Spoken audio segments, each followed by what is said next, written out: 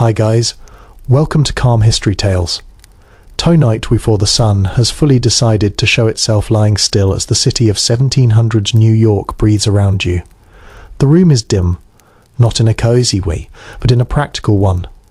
Light is expensive, windows are small, curtains are heavy. You hear the harbour first, a low creaking of wood and rope ship shifting slightly as the tide adjusts them inch by inch. Somewhere nearby, a bell rings not urgently, just enough to remind everyone that time is moving, whether they like it or not. You stretch carefully because space is limited, and bumping into furniture in the dark hurts more than it should. The air smells faintly of damp wood, yesterday's smoke, and something sour you choose. Not to think about too hard. This is normal. This is everyday life. And yes, you probably won't survive this. At least not without a few strong opinions about sanitation by the end.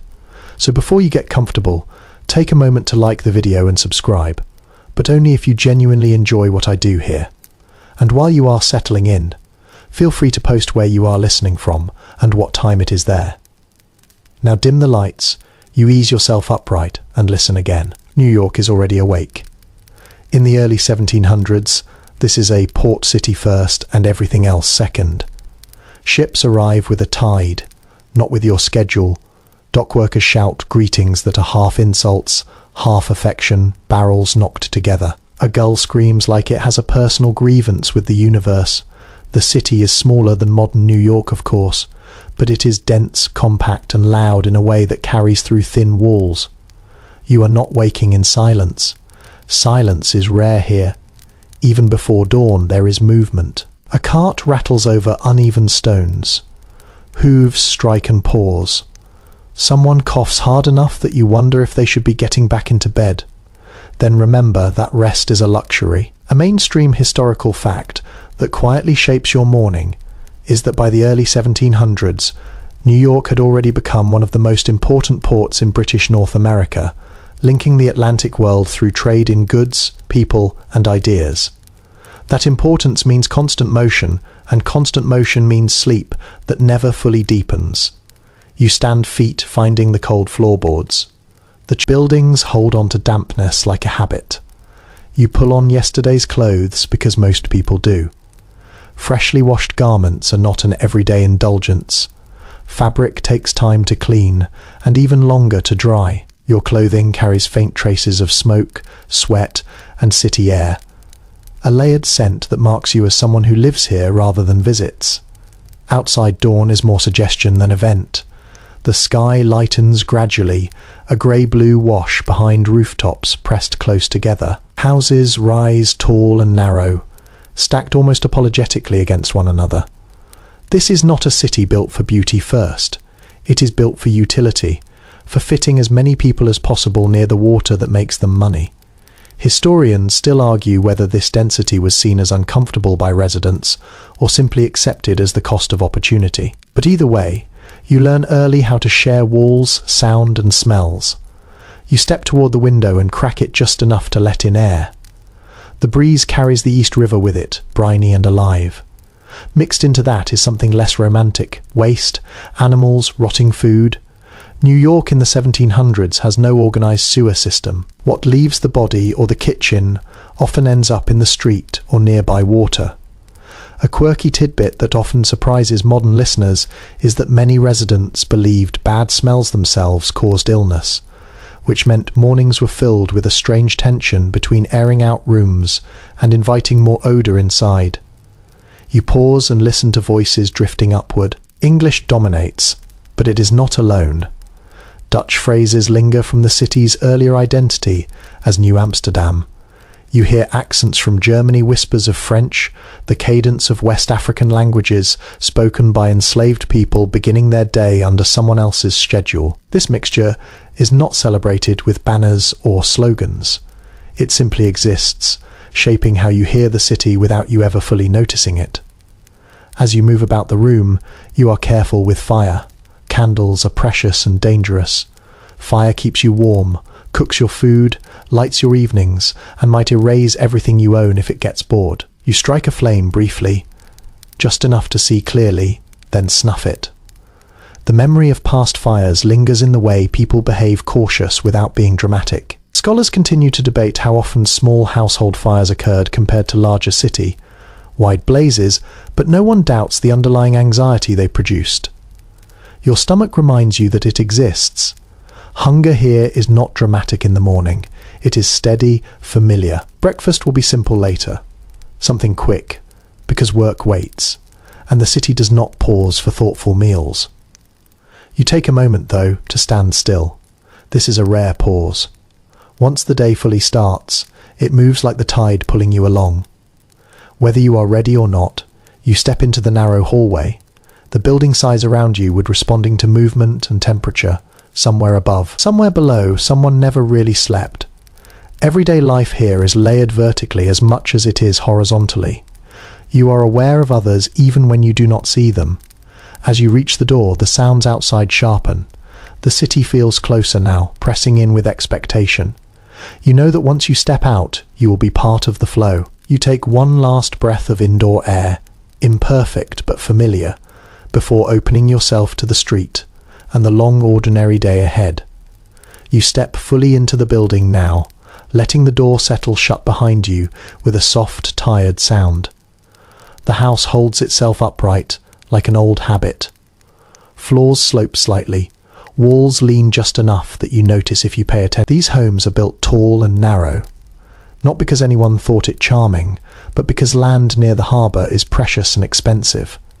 A mainstream historical reality shaping your daily movement is that by the early 1700s, New York lots were taxed and valued by street frontage, encouraging buildings to stretch upward rather than outward. You move carefully down the stairs, one hand brushing the wall for balance.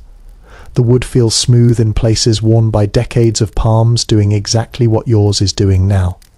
In other spots, splinters wait patiently for inattention. You've learnt where to step. You know which board complains loudly and which stays quiet. Houses like this are memorized over time. You do not live in them so much as learn them. Light filters downward from above rather than inward from the sides. Windows exist, but they're narrow and often partially blocked by neighbouring buildings that sit uncomfortably close. Privacy is thin here, so is daylight. Historians continue to dispute how much this affected mental well-being, but letters from the period often mention gloom and closeness in ways that feel more emotional than architectural. As you descend, you pass doorways leading into small rooms that serve too many purposes: sleeping, eating, storing, working. The idea of a room devoted to a single function feels extravagant. Space is negotiated constantly. If someone needs quiet, someone else must accept noise. If one person spreads out, another folds inward. This is not discussed at length. It is simply practiced. You pause briefly on the landing. The smell here is layered and familiar. Wood, old fabric, traces of food from last night. A faint hint of dampness that never quite leaves. The building has absorbed the lives of everyone who has passed through it. A quirky detail often overlooked is that many residents believe their homes took on the character of those who lived there, becoming healthier or more dangerous, depending on the habits of the occupants. Cleanliness was moral as much as practical, even if definitions of clean were very different from today. You continue downward and hear voices through walls. Someone coughs again, that same hollow sound as earlier. Someone else murmurs a prayer barely audible. Religious habits spill into shared spaces, whether invited or not. You learn early to coexist with belief. You may not share it, but you hear it often enough that it becomes part of the background. The front door opens briefly somewhere below, letting in a wash of cold air and street noise. It carries with it the smell of animals, manure, and wet stone. That scent is not an intrusion. It is an announcement. You are reminded again that these homes are not sealed away from the city. They are extensions of it. When you reach the bottom, the space tightens. The entryway is narrow, just enough to allow bodies to pass without lingering. Coats hang from pegs, hats stack where they can.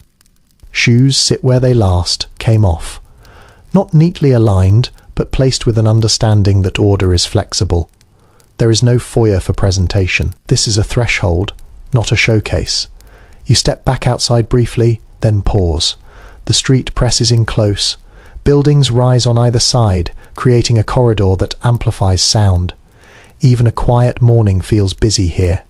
You glance upward. Roof lines lean toward one another, like neighbors sharing a secret. Fire ladders do not exist yet. If something goes wrong above, escape becomes complicated very quickly. A fact that quietly shapes how you feel standing here is that most of these structures are built of wood, despite the known risk. Brick is expensive, stone even more so. Safety competes constantly with affordability, and affordability usually wins. Scholars still debate how much this reflects economic constraint versus cultural acceptance of risk. But for you, it simply means living with a background awareness that everything around you could change very fast. You step back inside to retrieve something forgotten. The door stick slightly swelling with moisture. You lean into it with your shoulder, careful not to damage the latch. Repairs are expected, not outsourced. A loose hinge stays loose until someone has time to fix it. A cracked step remains cracked until it becomes dangerous enough to demand attention. This is not neglect, it is prioritization. As you move through the building again, you notice how sound travels. Footsteps above you echo downward. Voices carry sideways through walls. Someone laughs suddenly, sharp and brief. Privacy is a concept you understand intellectually, but rarely experience physically. You learn to tune out what does not concern you. This selective listening becomes a skill. Upstairs, light finally reaches you more generously. A window at the top of the stairwell catches the growing brightness of morning. Dust floats visibly now, turning in the air like tiny planets. You watch them for a moment, grounded by their slow motion. It is one of the few quiet visuals you get all day. You lean against the wall and feel the building settle again. Houses respond to movement the way living things do. They creak, they adjust over time. You stop noticing unless something sounds different. There is an unspoken understanding among residents about shared responsibility. If something collapses, everyone feels it.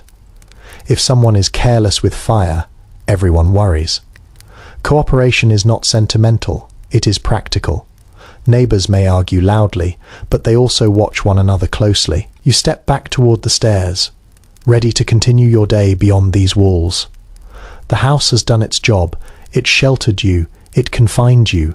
It reminded you that life here is vertical, compressed, and shared whether you like it or not. You take one last look at the space, already thinking about how it will feel when you return later, tired, hungry, and grateful for its imperfect protection. You step out fully now, letting the street take over your senses in a way that feels immediate and unavoidable. The sound arrives first. Wooden wheels clatter over uneven stones, each rotation slightly off from the last. Hooves strike, pause, then strike again. Voices overlap without apology. Someone calls for a porter. Someone else argues about the price of fish before the fish has even been properly displayed. The city does not ease you into the day. It drops you straight into it. The smell follows quickly. Manure sits where horses pause during the night. Kitchen scraps linger from yesterday, tossed out without ceremony. Smoke curls from early hearths, carrying hints of burnt wood and boiling grain. A mainstream historical fact that defines this moment is that by the early 18th century, New York streets were unpaved in many areas and served multiple purposes at once, functioning as roadways, marketplaces, and dumping grounds altogether. There is no clear boundary between public and private waste. You take a careful step forward, watching where you place your feet. Everyone does this. It becomes instinctive. The street surface changes texture every few steps. Mud gives way to stone, then back again. In warmer months, the smell intensifies. In colder weather, it sharpens. Either way, you learn to breathe shallowly without thinking about it. Sound behaves strangely here. Buildings stand close together, turning the street into a kind of echo chamber. A single shout bounces and multiplies. Laughter feels louder than it should. Arguments feel unavoidable, even when they do not involve you. You hear languages layered together. English dominates, but Dutch phrases still surface, especially among older residents, German accents carry from shop fronts. The rhythm of African speech cuts through the noise, often spoken quietly but persistently, by people whose presence is both essential and constrained. You notice animals everywhere. Horses dominate, of course, tied loosely, or left standing with the calm patience of creatures used to chaos. Dogs wander freely, half pets, half scavengers. Pigs sometimes roam too, rooting through refuse with complete confidence. A quirky tidbit that often surprises people is that pigs were not universally disliked. Many households relied on them as informal waste processors, even though their presence added another layer of unpredictability to already crowded streets.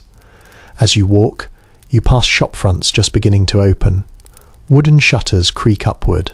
Someone sweeps debris out onto the street, not away from it. The motion feels symbolic. Everything eventually ends up outside. A baker lifts a lid, releasing a warm, yeasty smell that briefly overpowers everything else. You inhale deeply before moving on. Knowing that this moment of pleasantness will not last, you adjust your pace to match the flow around you. Stopping abruptly is considered rude at best and dangerous at worst. Carts do not stop easily. People carrying heavy loads expect others to move. You learn quickly how to slide sideways, how to pause just long enough without blocking anyone. This street teaches you how to behave without instruction above you. Windows open and close. Someone dumps a bucket of water downward, shouting a warning that may or may not reach everyone in time. You flinch instinctively, stepping in aside just as the water splashes onto stone nearby. It carries with it yesterday's residue, and you are grateful it did not land on you. Historians still argue whether such practices were officially regulated or simply tolerated due to lack of alternatives. But the result is the same. You learn to stay alert even when looking upward. You hear bells again, not the harbour bells from earlier, but smaller ones. A vendor announces his presence. A church marks the hour. Time here is public, audible, shared. You do not need a watch. You can feel the day advancing through sound alone. As you continue, the street narrows slightly, forcing people closer together. Shoulders brush, elbows graze. Apologies are rare unless contact is forceful. This closeness does not feel intimate. It feels logistical. Bodies navigate around one another like water finding paths through stone. You notice how quickly dirt accumulates on your shoes. By midday, they will look older than they did this morning. No one comments. Everyone's shoes tell the same story. Clean footwear signals either wealth or that someone has not walked far enough to matter yet. Children dart through the crowd, small enough to slip between legs. They carry messages, bundles, or nothing at all. Their laughter cuts through the noise briefly before disappearing. You watch them carefully. They're quick, capable, and often unnoticed until they collide with you. Many grow up learning the city by sound and smell long before they learn to read. At the edge of the street, waste collects in shallow piles, ash from hearths, broken pottery, bits of cloth. You step around them without thinking. This choreography becomes second nature. Scholars continue to debate how residents mentally categorize these environments, whether they saw them as filthy or simply functional. But from inside the experience, the distinction feels irrelevant. This is the world as it is. You pass a tavern door still closed from the night before. The smell leaking from beneath it hints at stale beer and spilled liquor. Somewhere inside, someone is likely sleeping it off. Taverns will come alive later, but even now they announce their presence through scent alone. Your ears adjust again as you move. Certain sounds fade into the background. Others remain sharp. A sudden shout still snaps your attention.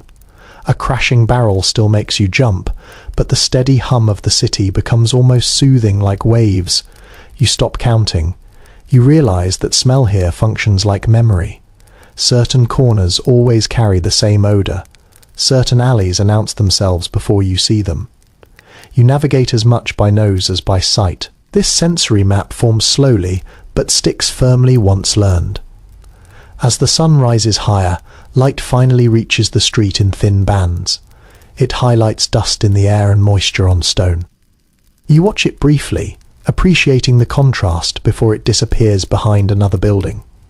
Moments like this are small rewards. You take another breath, shallow but steady, and continue forward. The street does not soften for you, but it does teach you how to exist within it. By mid-morning, you will hardly notice the smells at all. The noise will fade into rhythm, and you will realize without any clear moment of transition that this chaos has become your normal. You slow near a corner where the street dips slightly. Not enough to notice at first, but enough that water tends to collect there after rain. Even now, and the ground looks dry, the stones carry darker stains that never quite fade. This is one of the places people remember when they talk about water, because water here is never just water. It carries history, waste, rumour and anxiety, or you glance toward a public well set back from the street already surrounded by movement. Buckets knock gently as they are lowered and raised. The rhythm is familiar, almost meditative. Someone waits patiently, someone else does not. A quiet argument begins over whose turn it is resolved, not by rules, but by who refuses to back down. Access to water shapes moods more than most people admit. By the early 1700s, New York relied heavily on well systems and nearby freshwater ponds for drinking water, a reality that structured daily routines as firmly as work schedules did. You cannot simply turn something on. Water requires effort. It requires time. You plan your day around it, whether you consciously realize it or not. You step closer and smell the air. The water itself looks clear enough, but appearances here are unreliable. Runoff from nearby streets often finds its way into these sources. Waste dumped uphill does not stay politely contained. Over time, you develop a cautious relationship with drinking. Thirst is real, but so is the memory of sickness spreading through neighborhoods without warning. There is an old belief circulating among residents that certain wells are healthier than others, not because of location or construction, but because of reputation. People swear by specific sources, insisting that one produces stronger children or fewer fevers. A curious detail from the period is that some families would walk farther than necessary to draw water from a well they trusted, even if no clear evidence supported the preference. You watch a woman lift a full bucket with practiced ease. Her grip is efficient, her posture deliberate. Spilling water is more than a small mistake. It is lost labour. You feel a quiet respect for the way bodies adapt to repeated necessity. Muscles develop where they are needed. Movements become economical.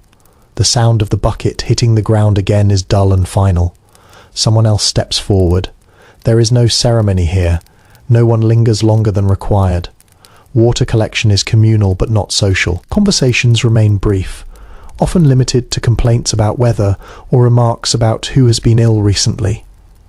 You recall hearing conflicting opinions about how dangerous the city's water truly was. Some modern historians suggest that residents built a tolerance over time, while others argue that waterborne illness played a larger role in mortality than contemporary records admit. From your position here, the debate feels abstract. What matters is that you drink cautiously because not drinking is worse. You move on, passing smaller private systems attached to buildings. Rainwater is captured wherever possible, guided from roofs into barrels or underground storage. This water serves multiple purposes: washing, cleaning, sometimes cooking if nothing else is available. You learn early to distinguish between water meant for the body and water meant for everything else. As you walk, you notice how water shapes sound too. Damp stone softens footsteps. Puddles reflect fragments of sky between buildings. Children sometimes poke at them with sticks, sending ripples outward until an adult calls them away sharply. Wasted water, even in play, draws attention. The smell changes near drainage channels carved into the street.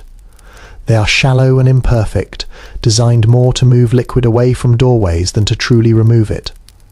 After rain, these channels carry everything downhill. You instinctively avoid them, stepping wide without thinking. You pass a man, rinsing his hands from a small container. He flicks the excess onto the ground and wipes his palms on his trousers.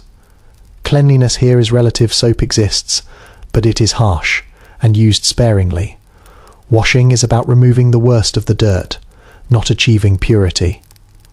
Over time, your standards shift without you noticing. There is talk among city leaders of improving water access, of better systems and more regulation. You hear fragments of these discussions in taverns and markets, usually followed by skepticism. Big plans feel distant from the daily act of lowering a bucket and hoping for the best. You pause briefly to drink, lifting a cup carefully. The water is cool, slightly metallic. You swallow slowly, paying attention to taste in a way you never would centuries later. Nothing seems off. That is enough. As you set the cup down, you feel a small sense of relief. Thirst recedes. The day feels manageable again. You move back into the flow of the street, aware that water will shape your evening as much as your morning. Another trip, another wait, another quiet calculation of risk. For now, though, you walk on, carrying the faint weight of the water inside you and the heavier knowledge that something so simple demands so much care. You pause just long enough to adjust what you are wearing, not out of vanity, but out of instinct. Clothing here is language. It speaks before you do. As you smooth fabric at your sleeves and tug your coat into place, you are making small decisions about how you want to be read by everyone you pass. Most people in early 18th century New York own only a few sets of clothes. Garments are expensive, labor-intensive, and meant to last. A widely accepted historical reality is that clothing was often one of the most valuable possessions a person owned, sometimes listed carefully in wills and inventories alongside tools and furniture. What you wear today is not a casual choice. It is a signal of stability, trade, and social position. You feel the weight of the fabric. It is heavier than modern clothing, woven tightly designed for durability rather than comfort. Linen scratches slightly at the neck. Wool traps warmth but never quite lets you forget. It is there buttons are practical, sometimes mismatched, replaced over the years as originals were lost or broken. Nothing here is perfectly uniform, and that irregularity becomes normal. As you walk, you notice others making similar adjustments.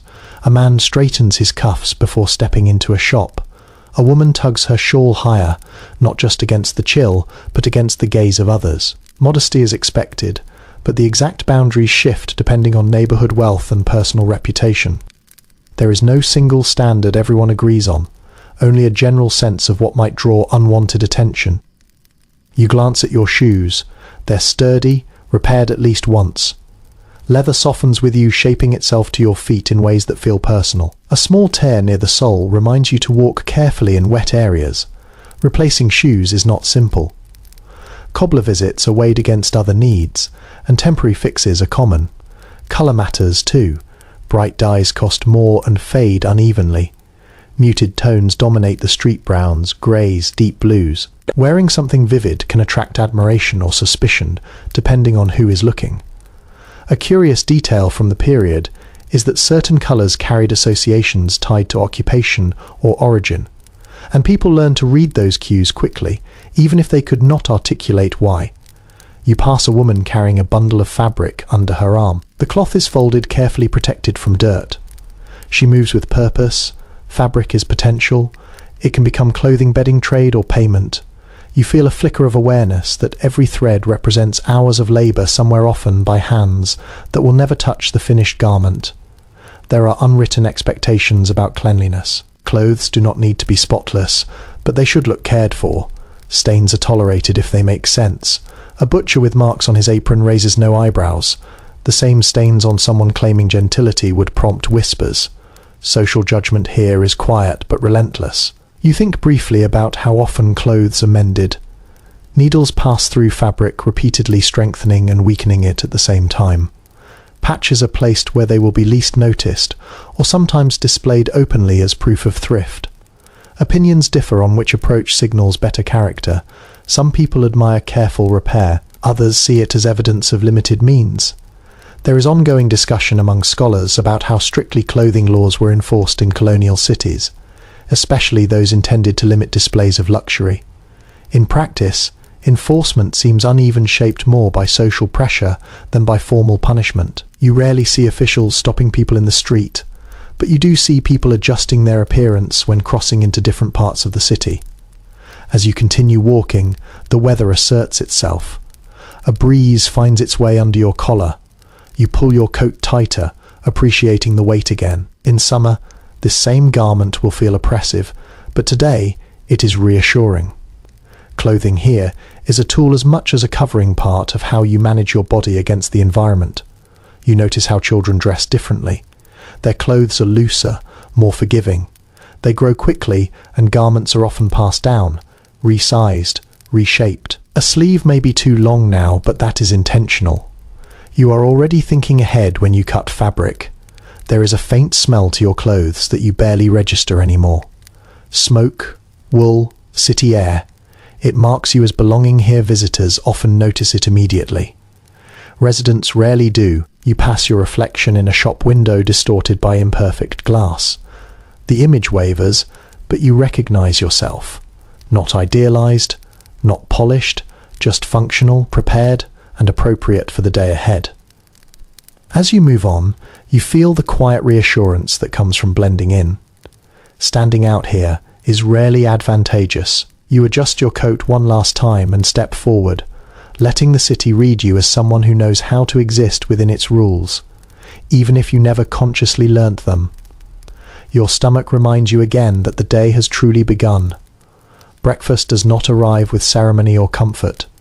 It appears because it must. You step into a space where food is prepared quickly, efficiently, and with little discussion. The morning meal here is about function, not pleasure, and everyone understands that without being told. Most households in early 18th century New York start the day with something warm if they can manage it. Porridge bread softened with liquid leftovers, reheated just enough to be edible. A commonly accepted observation from the period is that hot food in the morning was believed to help the body face cold, damp conditions, especially during long work days that began before sunrise. You sit or perhaps lean depending on how much space is available. Furniture is arranged to accommodate movement rather than comfort. Stools scrape softly against the floor. Someone pours liquid from a pot that has already seen years of use. The smell is plain but reassuring: grain, water, a hint of smoke. Thus, you lift a spoon or tear bread with your hands. Utensils exist, but fingers remain reliable. You chew slowly, aware that this food needs to last. There is no snacking later unless you planned for it. Eating too much now leaves you sluggish. Eating too little invites weakness. Over time, your body learns the balance without formal instruction. Conversation, if it happens, stays minimal. Morning voices are low. Everyone is already thinking about where they need to be. A child fidgets half awake. An adult silences them with a look rather than words. Time presses gently but persistently. You notice how food is shared. Portions are measured by habit rather than scale. Someone takes slightly less without comment. Someone else takes more, and no one challenges it. If there is a reason, hunger is understood here, not dramatized. There is little tolerance for waste. Even crumbs are brushed up and saved when possible. A small detail that often escapes modern imagination is how frequently yesterday's food appears again. Stews thicken overnight. Bread hardens but remains useful. Nothing is discarded lightly. Flavor changes with repetition, but familiarity carries its own comfort. You drink something warm, maybe tea if you can afford it, maybe watered beer or cider if you cannot. Clean water is never taken for granted, so fermented drinks appear even in the morning without judgment. They're weak more hydration than intoxication, and you barely register them as alcohol at all. There is disagreement among historians about how often people drank alcohol daily versus intermittently, especially in urban settings like New York. From where you sit, the argument feels secondary. What matters is that liquid is safe and available. Labels matter less than reliability. You feel warmth spread slowly as you finish eating. It is not dramatic, but it steadies you. This internal heat will help you endure cold streets and drafty buildings for the next few hours. You wipe your hands, then your mouth, often on the same cloth. Cleanliness is again relative, guided by what feels sufficient, rather than what looks pristine. Someone scrapes the pot clean with practiced motions. The sound is familiar, comforting in its predictability. You stand ready to move on. Breakfast does not linger. There is no concept of brunch or leisurely mornings. Once the food is gone, the day resumes its forward motion. As you step away, you feel the quiet satisfaction of having eaten enough. Not full, not hungry, balanced. This is a small success that you rarely celebrate, but always notice when it fails to happen. You glance back once, noting how quickly the space resets. Dishes stacked, surfaces wiped, fire adjusted. Everything returns to readiness for the next necessary task. Life here cycles through need and response with little pause. You move toward the door, stomach settled, body awake, mind already shifting toward work. Breakfast has done its job. It will not be mentioned again today, unless there was not enough of it. With food settled and warmth beginning to spread from the inside, you step back into the street, knowing that this is where most of the day will be spent. Work here does not wait for ideal conditions or proper rest. It begins because the city expects it to.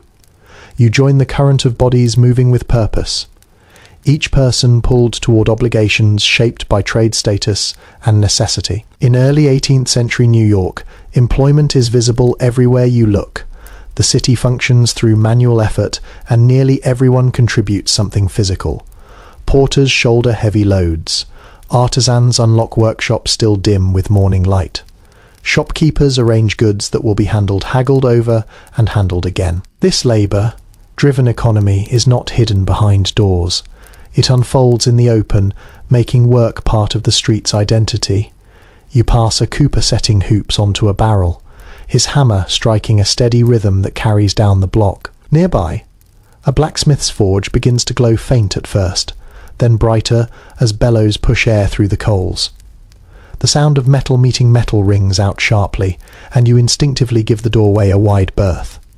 Sparks have a habit of travelling where they are least wanted. You notice how early apprentices arrive. Some are barely past childhood, already dressed for tasks that will leave them tired by midday. Learning a trade is not abstract. It happens through repetition, observation, and correction, often delivered bluntly. There is pride here, but little sentimentality. Skill matters because survival depends on it. A small but telling observation from the period is that workdays are rarely divided cleanly into hours. Time is marked by tasks completed, light fading, or hunger returning. Bells and clocks exist, but they serve as guides rather than strict masters. You work until the work is done, or until the body demands a pause. As you move through the city, you sense invisible boundaries. Certain streets are dominated by particular trades. Certain corners attract specific kinds of labour. You learn these patterns without instruction, absorbing them through daily exposure, knowing where to walk at what time becomes part of staying out of the way. There are conversations among modern scholars about how much choice workers truly had in selecting their occupations. Especially in a growing port city, from your position inside the day, the answer feels mixed. Some follow family trades willingly. Others fall into roles because opportunity appears there first. Ambition exists, but it operates within narrow lanes. You pass enslaved men and women carrying goods, performing tasks that keep the city running while their own freedom remains absent. Their labour blends into the background so thoroughly that many residents stop noticing it unless forced to. This normally is unsettling, but it is also revealing. Work here is not evenly rewarded, and the street reflects that imbalance without comment.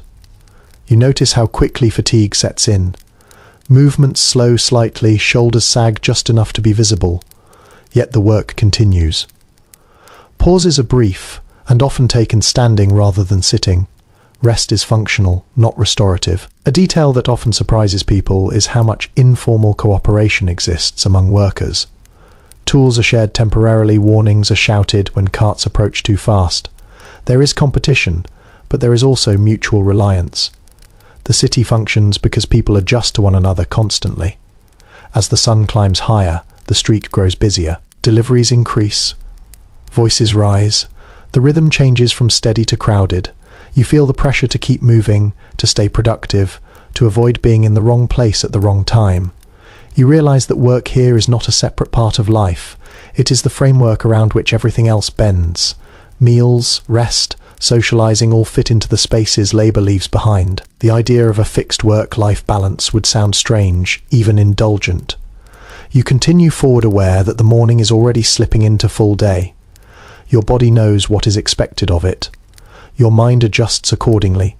There is no announcement that work has begun, it simply has. As the morning deepens, your path naturally bends toward the markets. Not because you planned it carefully, but because so much of the city's energy flows there. You feel it before you see it. The air grows louder, thicker, with voices layered over one another. Smells sharpen and multiply. This is where goods pause briefly before scattering again into kitchens, workshops, and storerooms. Stalls cluster together in organized chaos. Tables are set out unevenly, some nothing more than planks balanced on barrels. Canvas awnings flap lightly overhead, offering shade more psychological than effective. You step carefully, knowing that once you enter this space, movement becomes negotiation. Every pause risks blocking someone else's business. Fishmongers shout. First, their voices roughened by salt air and repetition. Their wares glisten on beds of seaweed, eyes glassy scales catching the light. Fish arrives daily from nearby waters, and its freshness is judged not by labels, but by smell, firmness, and trust.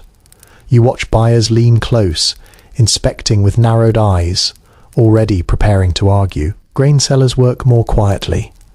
Sacks are heavy movements. Economical prices shift subtly depending on supply, weather, and rumour. A poor harvest upriver echoes here weeks later.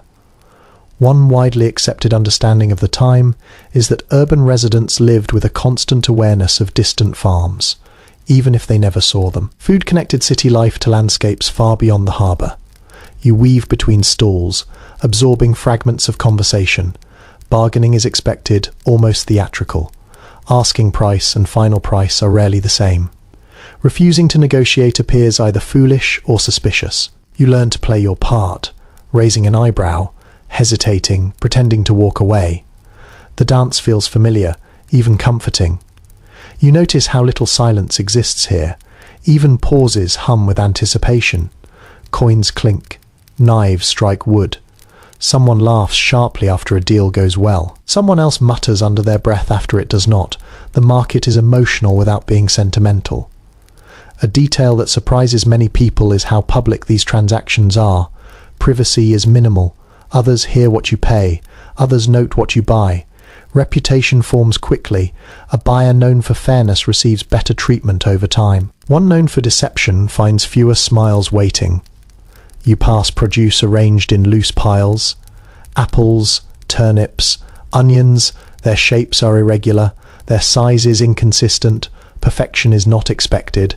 Edibility matters more than appearance. You pick one up, testing weight and firmness, then set it back. Touching without buying is tolerated within limits. Too much handling draws disapproval. Meat appears later in the morning, often hanging from hooks or laid out thickly. The smell is strong, undeniable. Flies hover despite constant swatting. You watch buyers make swift decisions, knowing hesitation invites spoilage. Preservation matters here. Salt, smoke, and time work together to stretch resources. There is discussion among historians about how regulated these markets truly were. Official rules existed, but enforcement varied widely.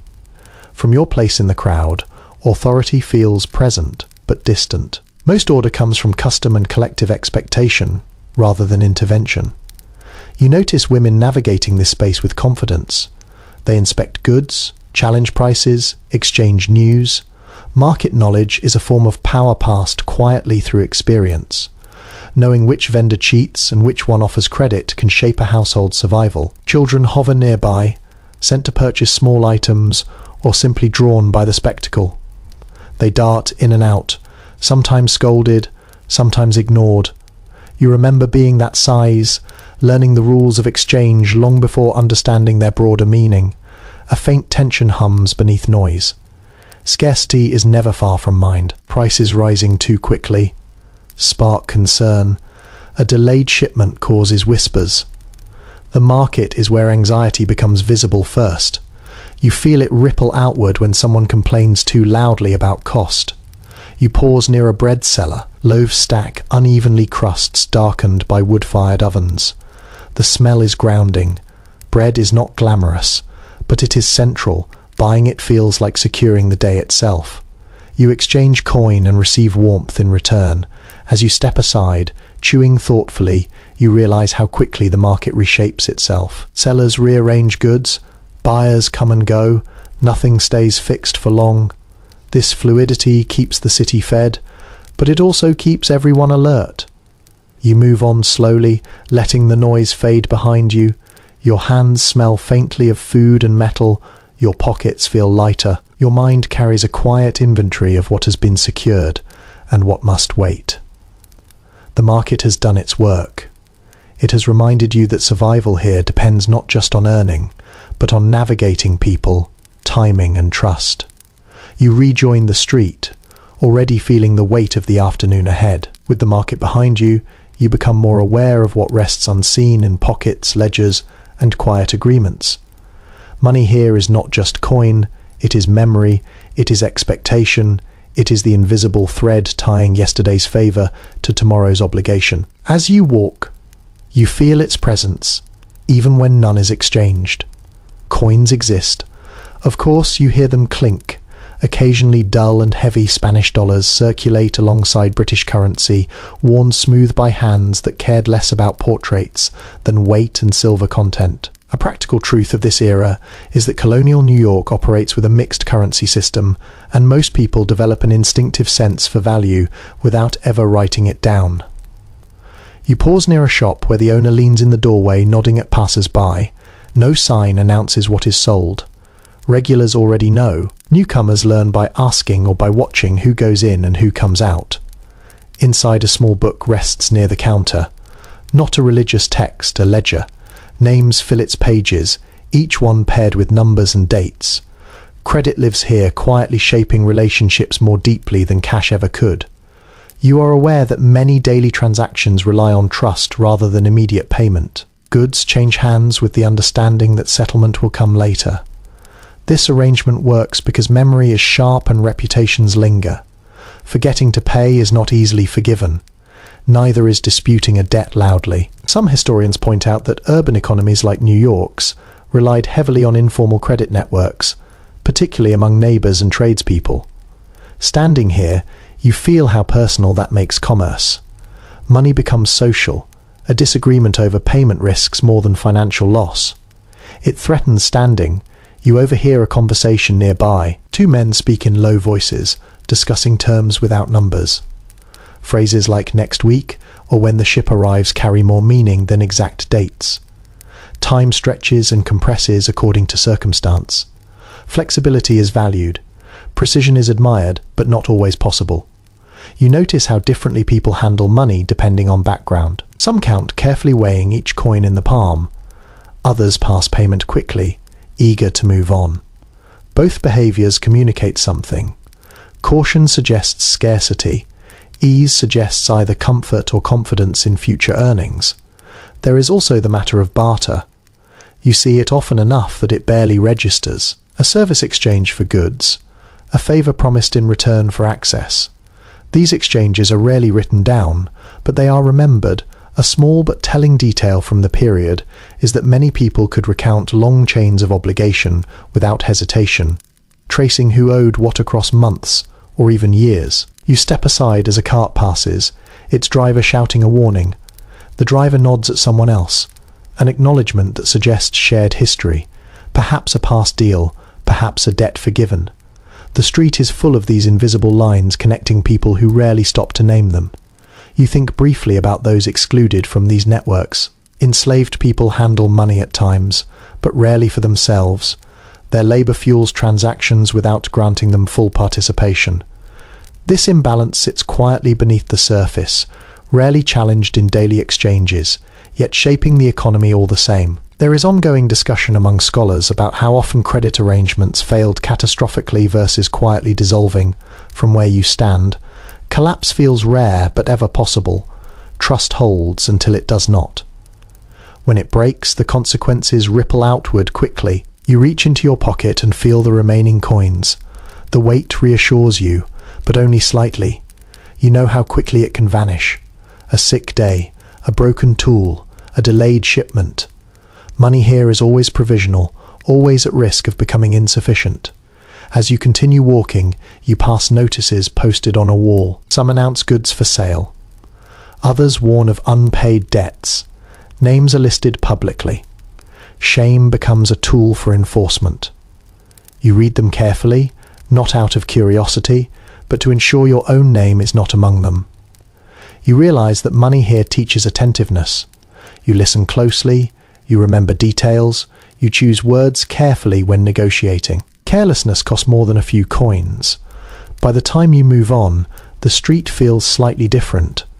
Not louder or quieter, but sharper. You are aware now of the invisible economy flowing around you, shaping every interaction, even when no money changes hands. Its presence remains guiding decisions, tightening smiles, and reminding you that survival depends as much on trust as it does on labor. As you move farther along the street, you begin to notice something you've already been seeing all day without quite naming it. Labor that is constant, visible, and quietly constrained. Enslaved men and women appear everywhere once your attention settles on them, carrying goods, cleaning doorways, hauling water, running errands that keep households and businesses functioning smoothly. In early 18th century New York, slavery is not hidden on distant plantations alone. It is woven directly into urban life. A significant portion of the city's population lives under bondage, and their presence shapes daily routines in ways most free residents stop questioning. You pass by without slowing because slowing would draw notice, and notice can be dangerous for everyone involved. You observe how tasks are assigned. Instructions are brief, sometimes delivered without eye contact. There is efficiency here, but also an emotional distance that feels deliberate. Enslaved people move with awareness, reading moods, adjusting pace, avoiding unnecessary attention. Survival depends on anticipation as much as obedience. You hear fragments of conversation as you pass. A free resident complains about prices. Another discusses a shipment expected soon. Nearby, an enslaved woman listens silently while holding a basket heavy enough to strain her shoulders. The contrast is striking once you allow yourself to feel it.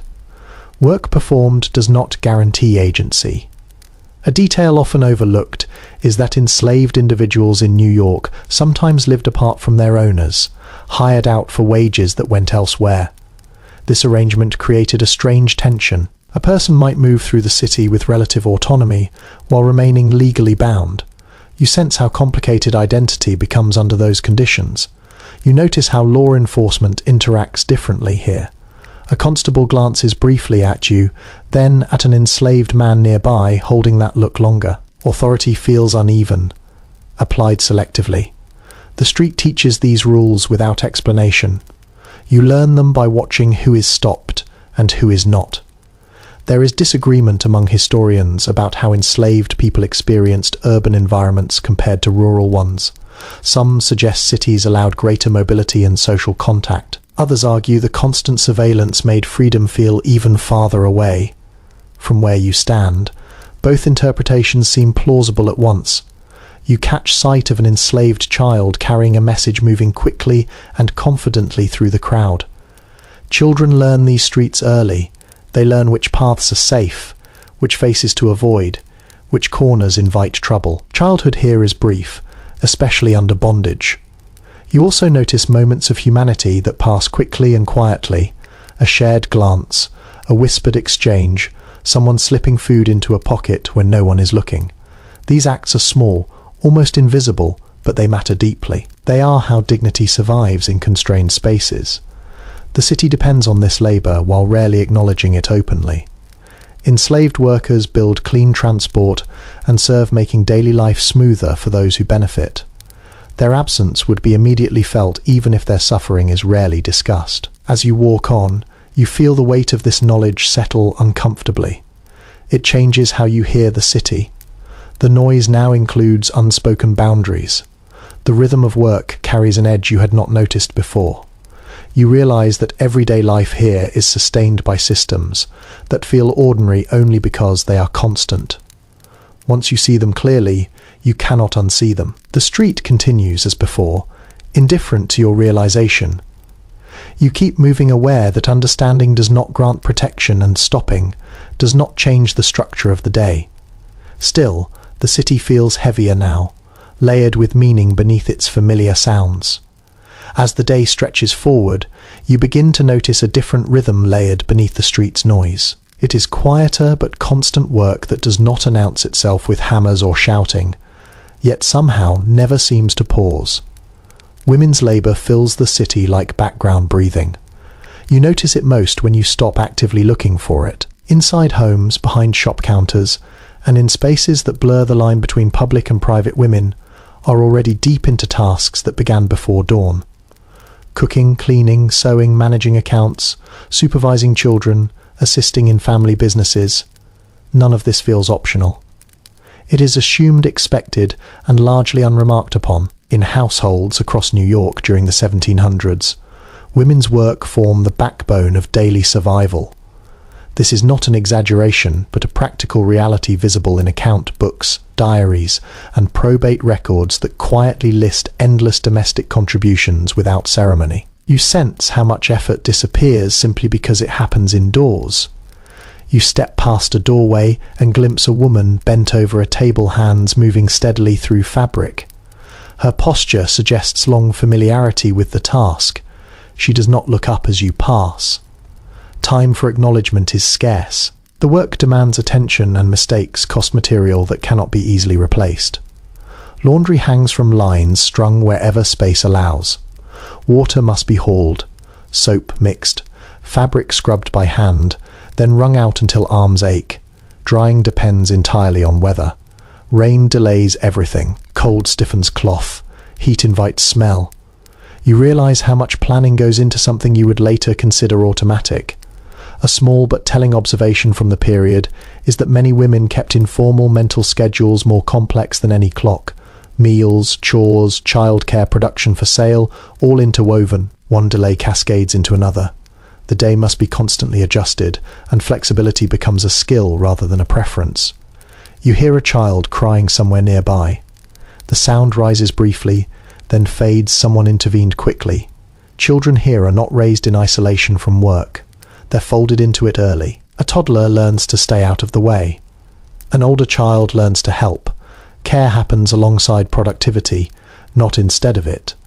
There are ongoing debates among historians about how much autonomy women held within these constraints. Some emphasize managerial authority inside households. Others point to legal and social limits that kept power fragile. Standing here, the answer feels layered. Control exists, but it is narrow and conditional. You notice women at market earlier bargaining, fiercely making decisions that affect entire households. That confidence does not always extend into public recognition. Authority shifts depending on context. In one space it is unquestioned. In another, it is invisible. You pass a small shop run from a front room. A woman handles customers with efficiency, weighing goods, offering credit, managing conversation and calculation at once. Her presence feels central. Without her, the business would collapse. Yet, the shop sign bears a man's name. A curious detail often missed is how frequently women acted as informal healers. Remedies were passed through experience rather than training. Knowledge of herbs, pusses, and care circulated quietly. When illness struck, it was often women who noticed first, responded first, and stayed longest. As the afternoon approaches, fatigue becomes visible in subtle ways. Movements slow slightly. Shoulders sag. Still the work continues. There is rarely a clear end point. Tasks conclude only to reveal the next one's waiting. You sense how little of this labour earns praise. Compliments arrive mainly when something fails, when a meal is late, when a child misbehaves, when supplies run out. Success is silence. Completion without comment, you move on, carrying a deeper awareness of the city's true engine. Not the port, not the market, but the quiet, relentless labour that resets households every day, so the street can function again tomorrow. The noise of the city resumes its dominance as you step farther away. But something has shifted. You now hear absence as clearly as sound. Work that never stops does not need to shout to prove its presence. You notice how quickly the city changes height when you start paying attention to children. Your gaze drops instinctively. Movement becomes faster, more erratic, less predictable. Children flow through New York differently than adults do, slipping into spaces too narrow, too low, or too crowded for grown bodies. They belong to the street in a way that feels both natural and unsettling. Many children here work, even if no one calls it that. They run messages between shops. They carry small bundles, they fetch water, they watch younger siblings while adults attend to tasks that cannot wait. Childhood in this city is not protected by clear boundaries. It blends into responsibility early, often without announcement. In the 1700s, formal schooling exists, but reaches only a portion of the population, usually boys from families with means. For most children, learning happens through observation and repetition, rather than instruction. You watch a boy carefully mirror the movements of an older worker absorbing technique without a single word exchanged. Skill passes downward quietly. You pass a group of children gathered near a doorway, their voices rising and falling as they play some improvised game. The rules seem fluid, negotiated moment by moment. Laughter breaks out, then stops abruptly when an adult voice cuts through. They scatter instantly, not offended, just responsive. The street trains them well. A small but revealing detail from this period is how early children become familiar with adult topics. They overhear negotiations, arguments, illness, death. Very little is hidden. Privacy is rare, and innocence fades quickly in close quarters. You sense this in the way children listen more than they speak.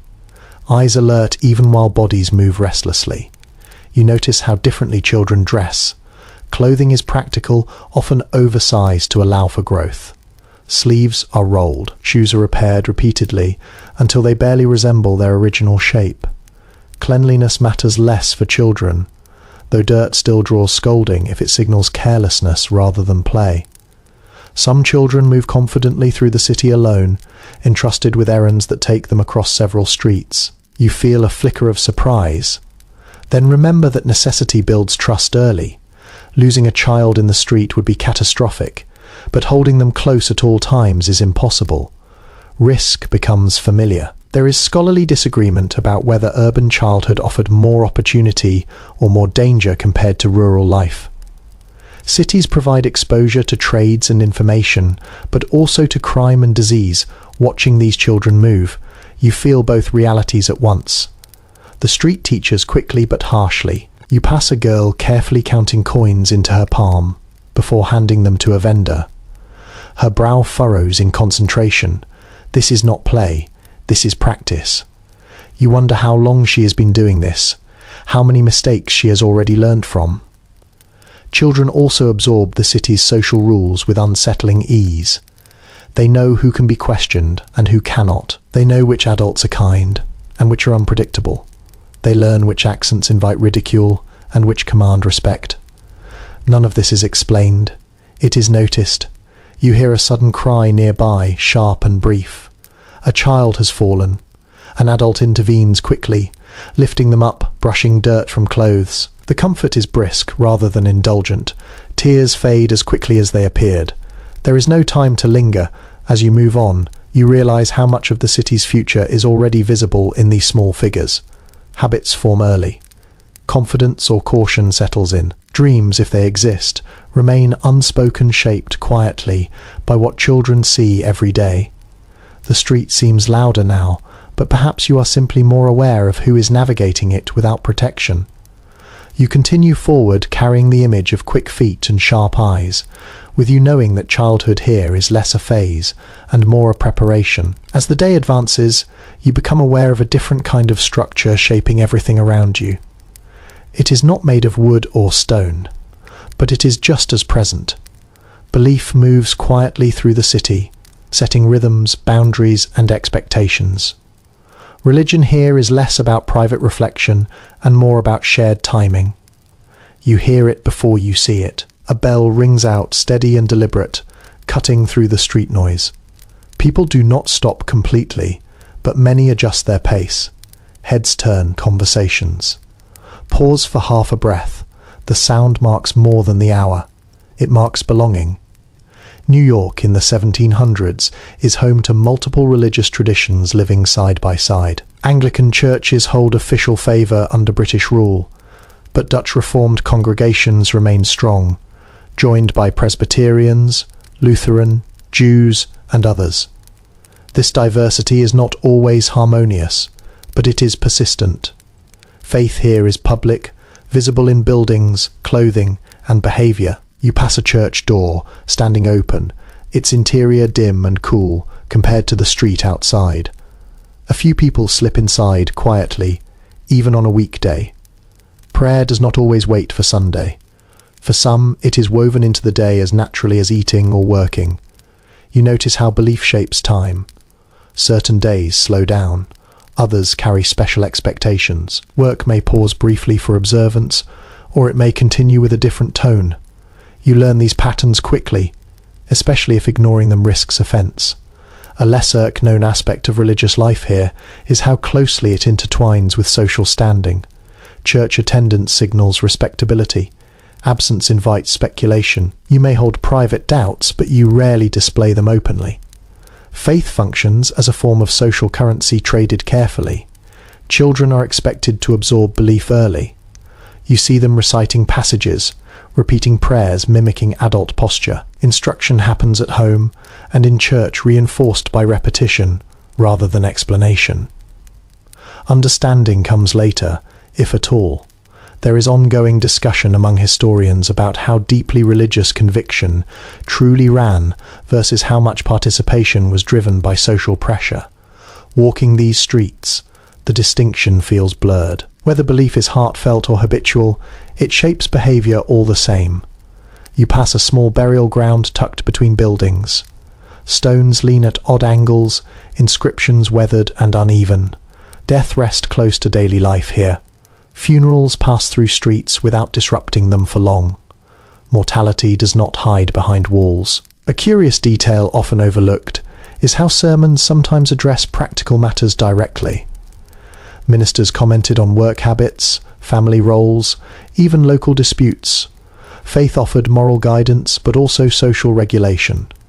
The pulpit extended its reach well beyond spiritual matters. You overhear a heated exchange nearby about doctrine voices, rising briefly before settling again.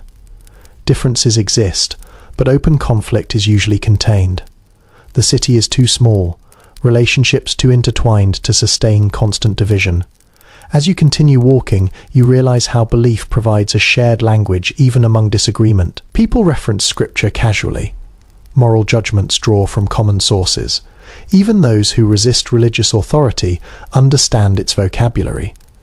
You feel the subtle pressure to align, at least outwardly, to nod at familiar phrases, to respect sacred times. Not doing so marks you as unpredictable. And unpredictability is rarely rewarded here. The bell sounds again fainter now as you move away. Its echo lingers in your thoughts. Religion does not dominate every moment, but it frames them.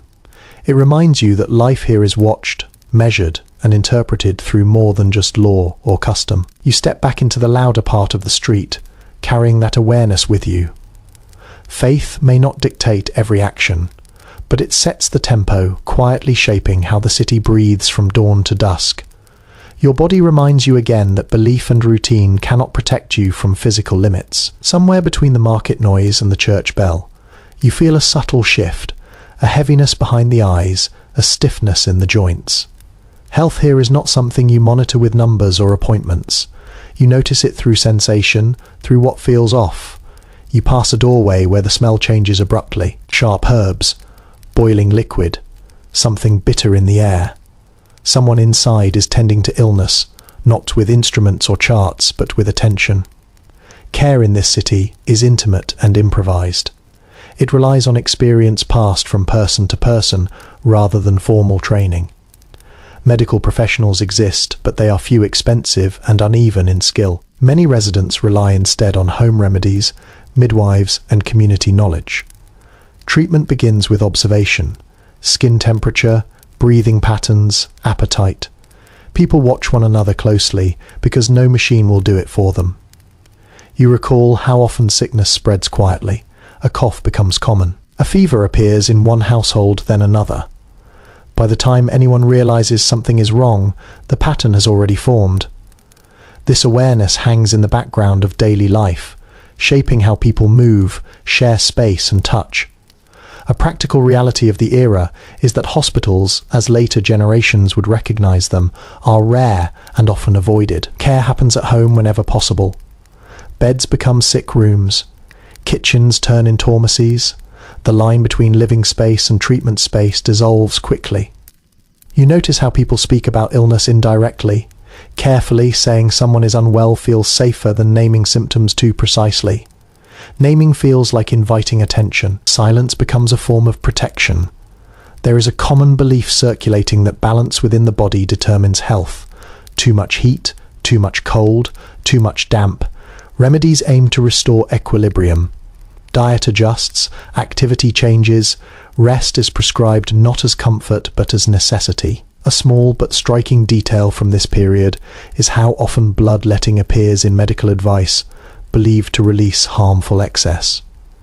You shiver slightly at the thought, grateful that this practice does not involve you today. Even so, it reminds you how uncertain treatment can be. Scholars continue to explore whether these methods helped or harmed more often than they healed. From your position inside the city, that debate feels distant. What matters is intent. Care is offered earnestly, with limited tools and high stakes. You pass a woman carrying a bundle of cloth soaked through. She moves quickly, eyes forward. Perhaps she is fetching water for cooling. Perhaps she is returning from cleaning. You do not ask. Illness is often handled quietly, without inviting curiosity. You feel a slight ache in your own body and take note of it. Nothing alarming, just fatigue. You adjust your pace accordingly. Pushing too hard invites trouble. Resting too much invites judgment. You learn to balance between them. Smell plays a role here too. Certain odors are thought to ward off disease. Others are feared as carriers. People carry sachets of herbs. They burn substances to cleanse rooms. Whether effective or not, these practices offer a sense of control. You hear a low murmur as you pass another doorway. Someone is reciting instructions, perhaps from memory. Drink this slowly. Do not go out. Keep warm. Advice travels by voice, rather than text shaped by trust and familiarity. Children are taught early to notice signs of sickness, pale skin, quiet behavior, unusual stillness. They learn when to fetch help and when to stay away. Health becomes another skill absorbed through observation. As the afternoon continues, you feel your own energy dip and recover in small waves. You drink when you can, you eat lightly. You avoid draughts instinctively. None of this feels like medical care, but it is. You realize that health here is not the absence of illness. It is the ability to keep moving despite uncertainty. To adapt quickly when something changes. To rely on others when necessary and offer care when able. The city hums around you, indifferent to individual bodies. Yet within that indifference, people watch one another closely. Survival depends on noticing what cannot be measured. You continue on carrying a new awareness of fragility beneath the routines of the day. Every step feels slightly more deliberate. Now, not fearful, just attentive. In a place where medicine is uncertain, awareness becomes its own form of protection. By mid-afternoon, the city feels subtly different, as if everyone is listening for something that might arrive without warning. Illness does that.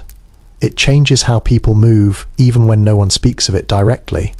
You sense it in the way doorways are passed a little wider, in how conversations pause, when coffin starts nearby. When disease appears, it rarely announces itself dramatically at first. One person stays home.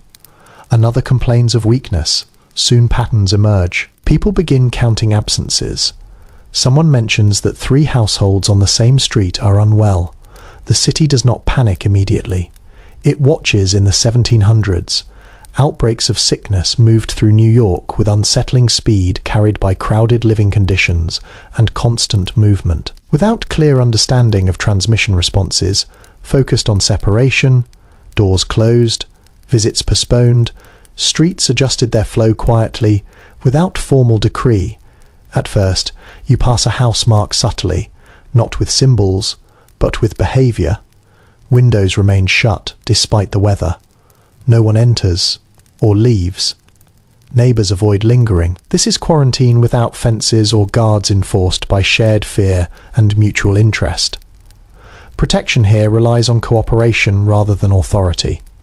A revealing detail from the time is how quickly households reorganise when illness struck. Work redistributed, children sent elsewhere if possible. Friends and relatives stepped in, balancing compassion against caution. Care and distance existed side by side, never comfortably. You notice how language shifts around sickness. People speak in softened terms taken poorly, not himself, laid low. Precise descriptions feel dangerous, as if naming symptoms gives them power. Silence becomes part of containment. There are differing interpretations among historians about how effective these informal quarantines were. Some suggest they slowed, spread enough to matter. Others argue they offered psychological comfort more than real protection. From your place on the street, the intent feels clear, even if the outcome remains uncertain. You hear a cart roll past, carrying linens bundled tightly. The fabric is marked for washing, perhaps boiled if possible. Heat is trusted here, fire cleans, smoke purifies. Cold air is feared. Windows are sealed against drafts believed to invite sickness inside. You adjust your own path, instinctively stepping away from a narrow alley where people cluster too closely. This is not rudeness, it is self-preservation.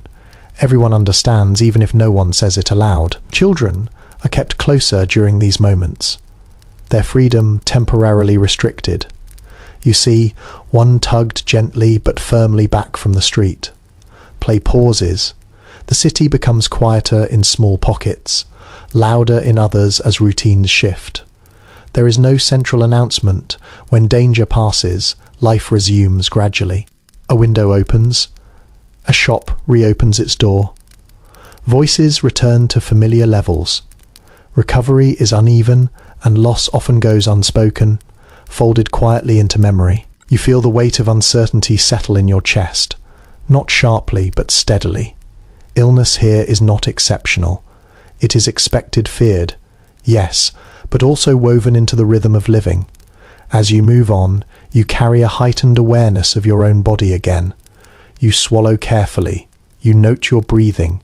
You listen to sounds behind you. Vigilance becomes habit. The city continues around you, adaptive and resilient in its own imperfect way. You realize that survival here depends not on certainty but on responsiveness, watching, adjusting, withdrawing when needed, then returning when it feels safe enough. By the time you leave that street behind, the sense of threat fades slightly, replaced by fatigue. Another layer of the day has passed. You continue forward, aware that tomorrow the balance may shift again without warning and without pause.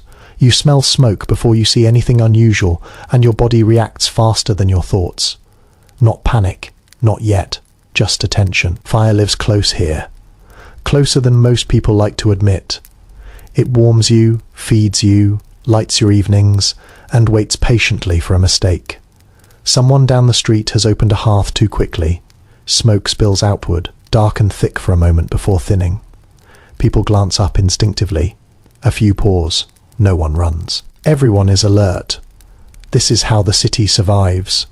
By noticing early, most buildings around you are constructed primarily from wood stacked close together, sharing walls and air. This practical choice keeps costs down and speeds construction, but it also means that flame rarely stays contained. One careless ember can travel farther than expected, carried by wind or habit. You notice buckets positioned near doorways. Their presence so common, they usually fade into the background. Water for fire, not thirst. When flames appear, there is no waiting for professionals. Neighbours respond first. Shouting begins immediately, not in fear, but in coordination. A lesser-known detail from this period is how often residents practiced informal fire drills without calling them that. People knew where to run, what to grab, which direction offered the best chance of escape. This knowledge lived in muscle memory rather than written plans. You hear a distant bell ring sharper and faster than the ones marking time. It cuts through conversation and motion alike. This sound means danger. It pulls people into the street, whether they want to be involved or not. Fire is never a private problem. There is disagreement among historians about how frequently large-scale fires occurred compared to smaller, quickly contained ones. From where you stand, the distinction feels thin. Every wisp of smoke carries the possibility of catastrophe. You watch as someone climbs onto a roof nearby, scanning for sparks. Others form a loose line, passing buckets hand to hand ready, but not yet needed. Children are pulled indoors or sent away quickly. Animals grow restless, sensing urgency before understanding cause. The smoke clears after a few tense minutes. Someone laughs nervously. Another shakes their head and mutters about carelessness. Life resumes, but not entirely. The moment lingers, reminding everyone how fragile their surroundings really are. You think about what you would save if the worst happened. Not furniture, not clothing, maybe a ledger, maybe tools, maybe nothing at all if speed demanded it. Many people lose everything in minutes and rebuild, because there is no alternative. Fire shapes behavior long after flames disappear. Candles are placed carefully, hearths are watched closely. Chimneys are cleaned when possible. Still, accidents happen. Fatigue leads to shortcuts. Shortcuts invite disaster. As you walk on, you notice how the city bears scars, charred beams reused in new construction, empty lots where buildings once stood. These gaps tell stories without words. Everyone remembers when something burned. You adjust your pace, still aware of the smell fading behind you. The street feels calmer again, but the memory stays sharp. Fire teaches vigilance better than any rule ever could. You continue forward, knowing that warmth and danger will remain inseparable companions here. Tonight, you will light a flame again, carefully, respectfully, trusting yourself to notice when it stops behaving as expected. As the afternoon stretches toward evening, you notice how attention begins to drift toward authority. Not in a dramatic way, but in the cautious glances people cast, when voices rise too sharply, or when a crowd gathers for the wrong reason. Law here is visible, but it is not subtle. It prefers to be seen. You pass a small open space where people have slowed their steps. At the centre stands a constable posture, stiff presence unmistakable. His coat marks him more clearly than his expression. Around him, conversation lowers instinctively. Even those with nothing to hide understand that being noticed invites complication. Order in this city is maintained less through paperwork and more through spectacle. Punishment is meant to instruct as much as correct. When rules are broken, the response often unfolds in public view. Turning consequence into performance, the street becomes classroom. In Colonial New York, minor offences can result in fines, public shaming, or time spent restrained in visible places. Stocks and whipping posts exist not as distant threats, but as everyday fixtures. Their presence alone shapes behaviour. You do not need to see them in use to understand their purpose. You hear murmurs nearby. Someone has been accused of theft. The details are unclear, and they may never become clear to you. Truth here is often secondary to resolution. What matters is restoring order quickly and visibly. A revealing aspect of justice in this period is how closely it ties to reputation. Someone known as troublesome receives little benefit of the doubt. Someone respected may find leniency. Records matter, but memory matters more. The city remembers. He watches the constable, speaks briefly, his tone firm but not theatrical. The accused avoids eye contact, shoulders tight. A small crowd forms not out of cruelty, but out of habit. Public events draw attention the way fire does. People want to know what to avoid. There is debate among scholars about whether these practices deterred crime effectively or simply reinforced fear.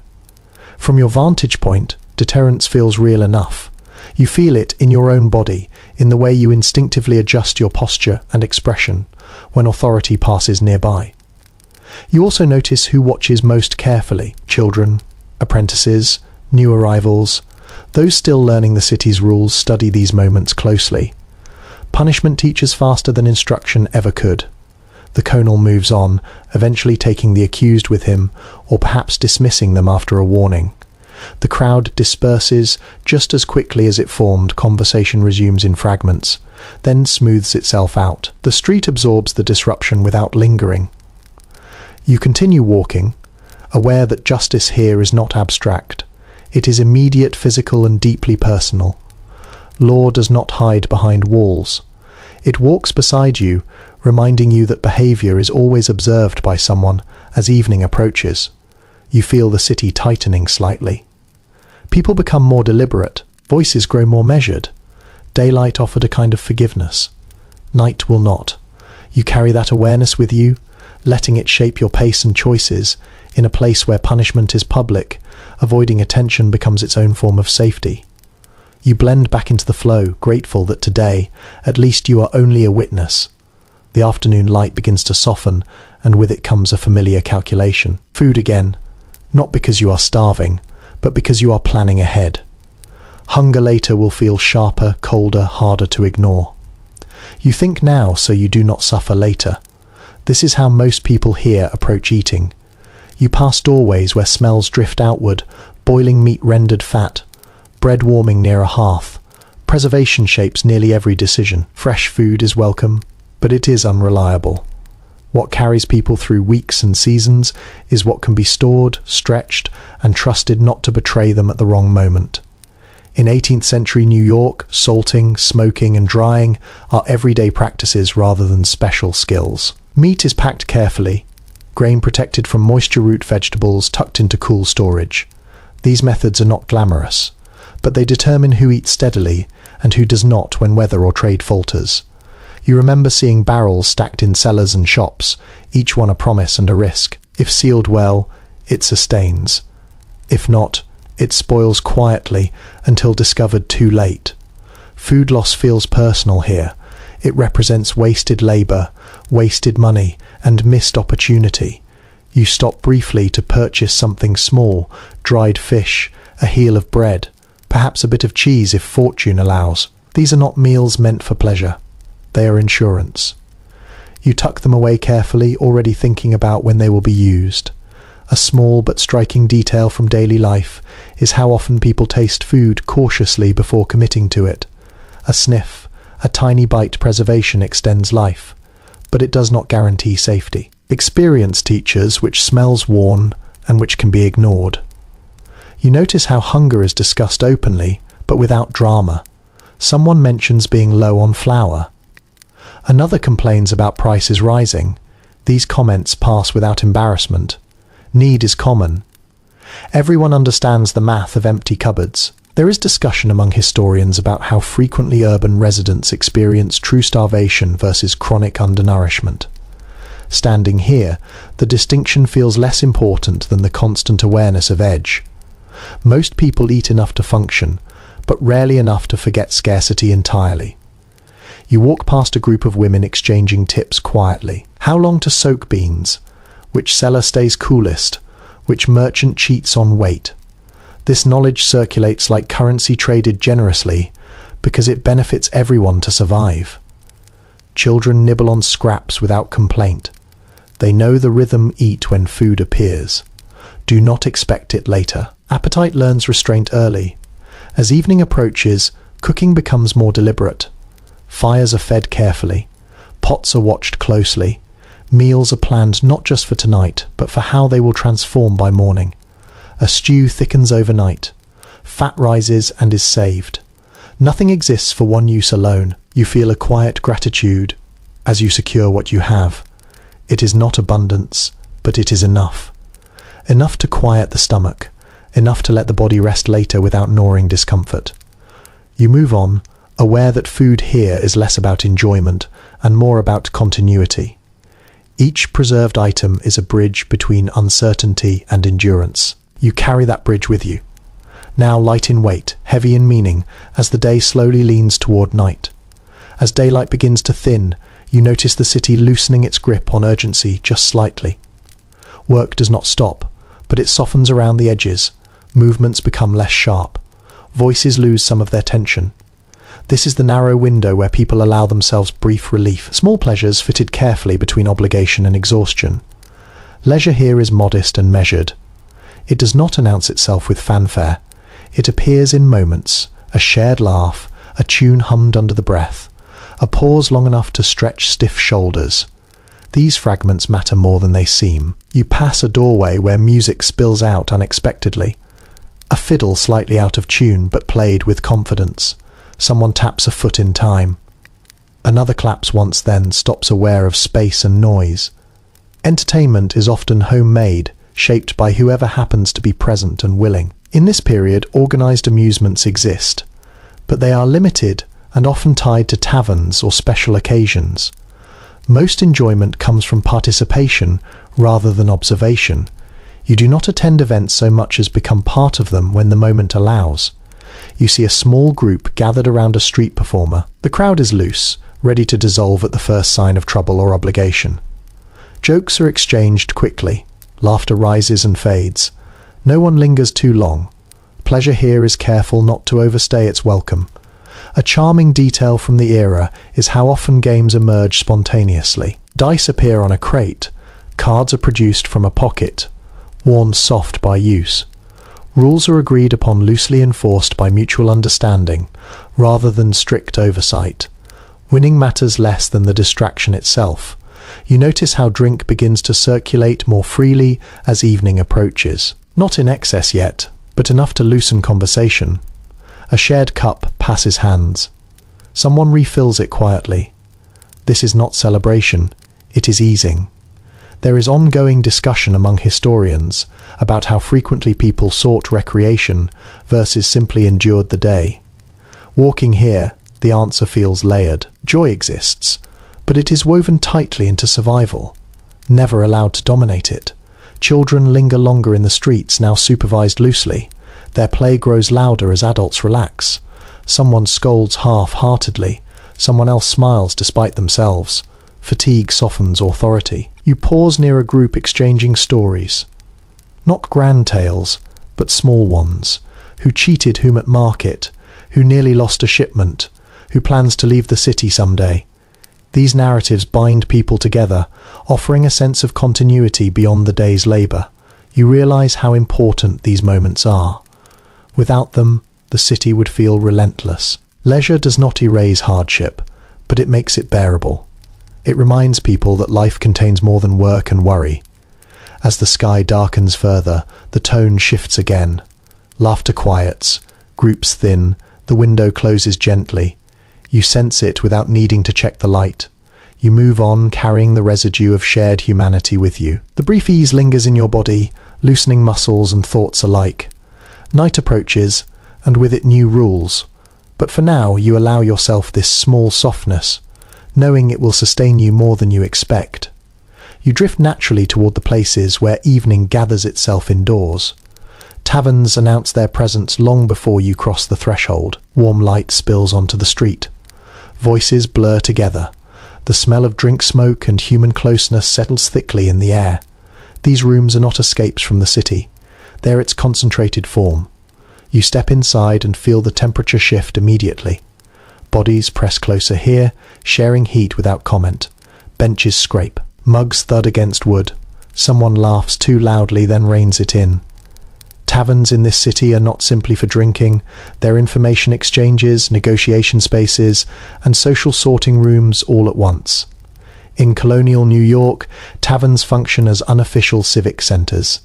Notices are posted here. Deals are struck here. News travels faster through these rooms than through formal channels. If something important happened today, you will hear about it tonight. Even if the details arrive distorted, you find a place along the wall or near a table edge somewhere you can observe without committing fully. This is a learned posture. Sitting too centrally invites conversation. Standing too aloof invites suspicion. Balance matters. The drink you receive is simple and weak by modern standards. Beer cider diluted carefully. Strength is not the goal. Availability as clean water remains uncertain, so fermented drinks serve practical purposes as much as social ones. You sip slowly, feeling warmth spread without sharpness. A small but revealing aspect of tavern life is how arguments unfold. Voices rise, hands gesture, disagreements feel intense but rarely escalate far. Everyone understands that tomorrow they will share streets, markets, and obligations again. Burning bridges carries consequences that last longer than bruises. You overhear fragments of conversation. A ship delayed by weather. A merchant rumoured to be in trouble. A family planning to move north. Stories overlap and contradict one another. Truth here is negotiated collectively, shaped by repetition rather than verification. There is debate among historians about how much political discussion truly occurred in taverns, versus how much was casual gossip later framed as significant. From your place near the wall, the line feels thin. Talk slides easily from prices to policies, from local grievances to distant power. You notice who speaks and who listens. Some voices carry authority without volume, others compensate with noise. Status reveals itself subtly: who pause, who waits, who interrupts, and who is allowed to finish a thought. Women appear here too, though often differently positioned. Some serve, some accompany, some conduct business quietly at tables near the back. Their presence shifts depending on neighbourhood and reputation. Taverns are flexible spaces adapting to the needs of those who rely on them. You sense time loosening slightly, stories stretch, laughter lingers a moment longer. The edges of the day soften inside these walls. Outside darkness settles more firmly, but in here the firelight holds it at bay. Eventually, you feel the pull to leave. Staying too long invites trouble, fatigue, or regret. You set your mug down, nodding to no one in particular. Departures here are rarely announced. People fade out as naturally as they arrived. When you step back into the street, the night air feels sharper, cleaner. Sounds travel farther. Now footsteps echo, voices carry. The tavern's warmth remains on your skin, a brief shield against what comes next. You walk unaware that these rooms will keep humming long after you sleep. Deals will be made, stories will grow, the city will keep talking to itself even in the dark. Once you leave the tavern behind, the city feels broader in its voices. Even as the streets grow darker, accents stand out more clearly at night. Without the distraction of constant labour, you hear differences that daytime noise smooths over. Vowels stretch. Rhythms change from doorway to doorway. New York in this century is shaped by arrivals. Ships bring people as reliably as they bring goods, and each group leaves traces that settle into daily life. Dutch influence still lingers in street names and family habits. English authority shapes law and commerce.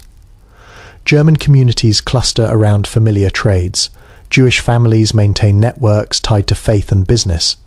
African languages and customs persist quietly among enslaved populations, adapting under pressure rather than disappearing. You pass a small gathering where conversation slips easily between languages.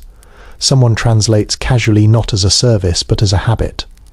Multilingualism here is practical, learned by necessity rather than study, understanding enough to trade to work, to avoid trouble matters more than fluency. A concrete reality of the city is that immigrant neighbourhoods form naturally around shared language and trust. People settle near those who sound like home. This closeness offers protection and opportunity, but it also reinforces boundaries. Stepping into the wrong block without familiarity draws attention quickly. You notice how accents carry assumptions. Some invite curiosity, others invite suspicion. A voice can mark someone as useful, foreign, threatening, or expendable within seconds. These judgments are rarely spoken aloud, but they shape interactions nonetheless. A detail that often surprises people is how quickly newcomers adopt parts of the city while retaining others from their past. Clothing adjusts, speech shifts slightly, food blends traditions. Identity here is flexible out of necessity, though never entirely chosen. There is scholarly disagreement about how integrated these communities truly were. Some evidence suggests frequent cooperation across backgrounds. Other accounts emphasize persistent separation. Walking through the evening street, you feel both truths at once. People share space constantly, but intimacy remains selective. You overhear a disagreement that begins in one language and resolves in another. The switch feels effortless. You realize how language here functions as both bridge and barrier, opening doors while quietly closing others. Children absorb these patterns fastest. They move between languages with ease, picking up phrases without worrying about correctness. You hear them translate for adults, their small voices carrying authority beyond their ears. Language becomes a tool for survival early. You pass a church, then a synagogue, then a tavern again, all within a few blocks. Faith, culture, and commerce sit close together, occasionally overlapping. Differences do not disappear, but they coexist through proximity. As night deepens, people retreat toward familiar sounds. Doors close, windows glow faintly. The city does not become quieter, so much as more distinct. Each voice stands alone rather than blending into the crowd. You continue walking, aware that New York's character comes from these layered sounds. Not harmony exactly, but coexistence. The city does not ask people to become the same. It asks them to learn when to speak, when to listen, and when to move aside. You carry those voices with you as you turn toward home. Tomorrow, new ones will arrive, others will fade. The rhythm will continue, shaped by arrival and adaptation rather than agreement. The weather begins to assert itself more strongly as evening settles in, as if reminding you who truly sets the rules here. The air shifts, cooling quickly now that the sun has disappeared behind the tight line of rooftops. You pull your coat closer without thinking, everyone does. This city listens to the sky. New York's climate shapes daily behavior more than most people consciously admit. Summers bring thick heat that clings to skin and breath. Winters bite sharply, cutting through layers and patience alike. Spring and autumn offer brief mercy. But even though seasons arrive unevenly, you learn not to trust forecasts. Only sensation. You feel the ground change beneath your feet as temperature drops. Damp stone holds cold longer than dirt. Wooden walkways creak differently. Sound carries farther now, sharper and clearer. The city's acoustics change with the weather, and your body notices before your mind does. People adjust their routines instinctively. In cold weather gatherings, pull indoors earlier. Fires are fed carefully. In heat, windows open despite the risks, inviting air that is rarely as fresh as hoped. Weather here is not background. It dictates posture, pace, and patience. A revealing detail from everyday life is how often clothing is repurposed specifically for weather rather than fashion. Extra layers appear at night. Even in warmer months, shawls, caps, and scarves serve as tools rather than accessories. Being unprepared marks you quickly. You notice how quickly conversation turns toward the sky. Someone mentions rain coming. Another complains about wind off the water. These remarks and small talk. The information exchange weather affects trade, health, and safety all at once. There is continued debate among historians about how accurately people of this period understood climate patterns versus responding purely through experience. Walking here, it feels clear that memory matters more than measurement. People remember which winters were harsh, which summers bred sickness, which storms took roofs and lives. You pass a doorway where someone is sealing cracks with cloth. Drafts are enemies. Cold air is feared not just for discomfort, but for its perceived ability to invite illness. The boundary between inside and outside becomes more fiercely defended as temperatures fall. Rain begins lightly, almost politely. You feel it before you see it. A fine mist settling on hair and shoulders. The street darkens quickly, stone turning slick underfoot. You adjust your steps, aware that a fall here means injury and lost work. Children scatter indoors at the first steady drops. Play yields immediately to caution. Adults quicken their pace, calculating distance to shelter. No one waits to see how bad it will get. Experience is taught better. A curious observation from the time is how often weather becomes moralized. Good seasons are seen as reward, bad ones as warning. People speak of storms with a mix of fear and interpretation, searching for meaning in what they cannot control. The rain strengthens briefly, then eases. The city exhales. Water runs along familiar channels, collecting where it always does. You step around puddles. You recognize navigating by memory rather than sight. As you continue, the damp settles into your clothing, adding weight.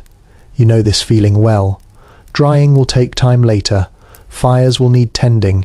Planning extends beyond the moment. Weather here teaches humility. It reminds you that preparation matters, but certainty does not exist. You move with that understanding now, adjusting without complaint, letting the night close in gently around you. Night changes the city without changing its shape. The streets remain where they were, the buildings just as close, but the rules shift quietly. You feel it the moment darkness settles fully. Sounds stretch farther, silences deepen. Every movement carries more weight than it did an hour ago. You slow your pace without consciously deciding to. Most people do. Night rewards attentiveness and punishes carelessness. Lanterns glow in doorways and windows, their light uneven and limited. Shadows gather in the spaces between thick enough to feel intentional. You learn quickly where light ends and uncertainty begins. In the 18th century, New York has no uniform street lighting system. Illumination depends on private lanterns, moonlight, and habit. Certain routes are preferred after dark because they are familiar, not because they are safe. Familiarity offers its own kind of protection. You pass fewer people now, but those you do encounter register more sharply. Footsteps echo, a cough sounds louder than it should. Voices drop instinctively, even casual conversation carries caution. You nod more than you speak, acknowledging others without inviting engagement. Doors close earlier in some neighborhoods than others, you notice. Which streets retreat inward quickly, and which remain active longer. This pattern reflects trade, population, and reputation. Areas tied to taverns or ports stay noisy later. Residential lanes settle into guarded quiet. You feel your body tighten slightly when someone approaches from behind. Not fear exactly, but readiness. You step aside to let them pass, watching their hands, their posture. Most encounters are harmless, but uncertainty sharpens perception. A telling aspect of nightlife here is how quickly social distinctions blur and sharpen at the same time. Clothing matters less in the dark, but behavior matters more. Confidence without aggression is safest. Drawing attention is rarely wise. You hear a shout somewhere distant, followed by laughter. Perhaps nothing, perhaps something. At night, ambiguity expands. You keep moving, choosing not to investigate. Curiosity is a luxury. There has long been discussion among historians about how dangerous colonial cities truly were after dark. Records suggest crime existed, but not at the scale modern imagination sometimes expect. Still standing here, danger feels personal rather than statistical. You respond to what you sense, not what has been recorded. You notice windows glowing faintly as families settle in. Firelight flickers across curtains inside. People eat, men talk softly. The contrast between indoor warmth and outdoor vigilance feels stark. You feel drawn toward home, toward enclosure. Animals sound different at night. Dogs bark more sharply. Horses shift and snort. Rats move boldly, no longer hiding as carefully. The city's smaller inhabitants take advantage of reduced human presence. You pass a watchman standing still, lantern held low. He does not speak as you approach, only watches. His presence reassures without promising much. Authority at night is thin, stretched across too many streets. You adjust your route slightly, avoiding an alley that feels too quiet. Experience guides these choices. You rarely explain them even to yourself. You simply learn which paths feel right and which do not. As you near home, your shoulders loosen slightly. Familiar landmarks appear in the dark. A particular corner, a recognizable doorway. Relief arrives quietly, not as celebration, but as release. You reach the threshold and pause, listening one last time. The city continues without you now. Somewhere laughter rises again. Somewhere else, a door slams. Night does not erase life, it rearranges it. You step inside, letting the door close firmly behind you. The darkness remains outside, held at bay for now. Tomorrow it will come again. But for this moment, you are safely within.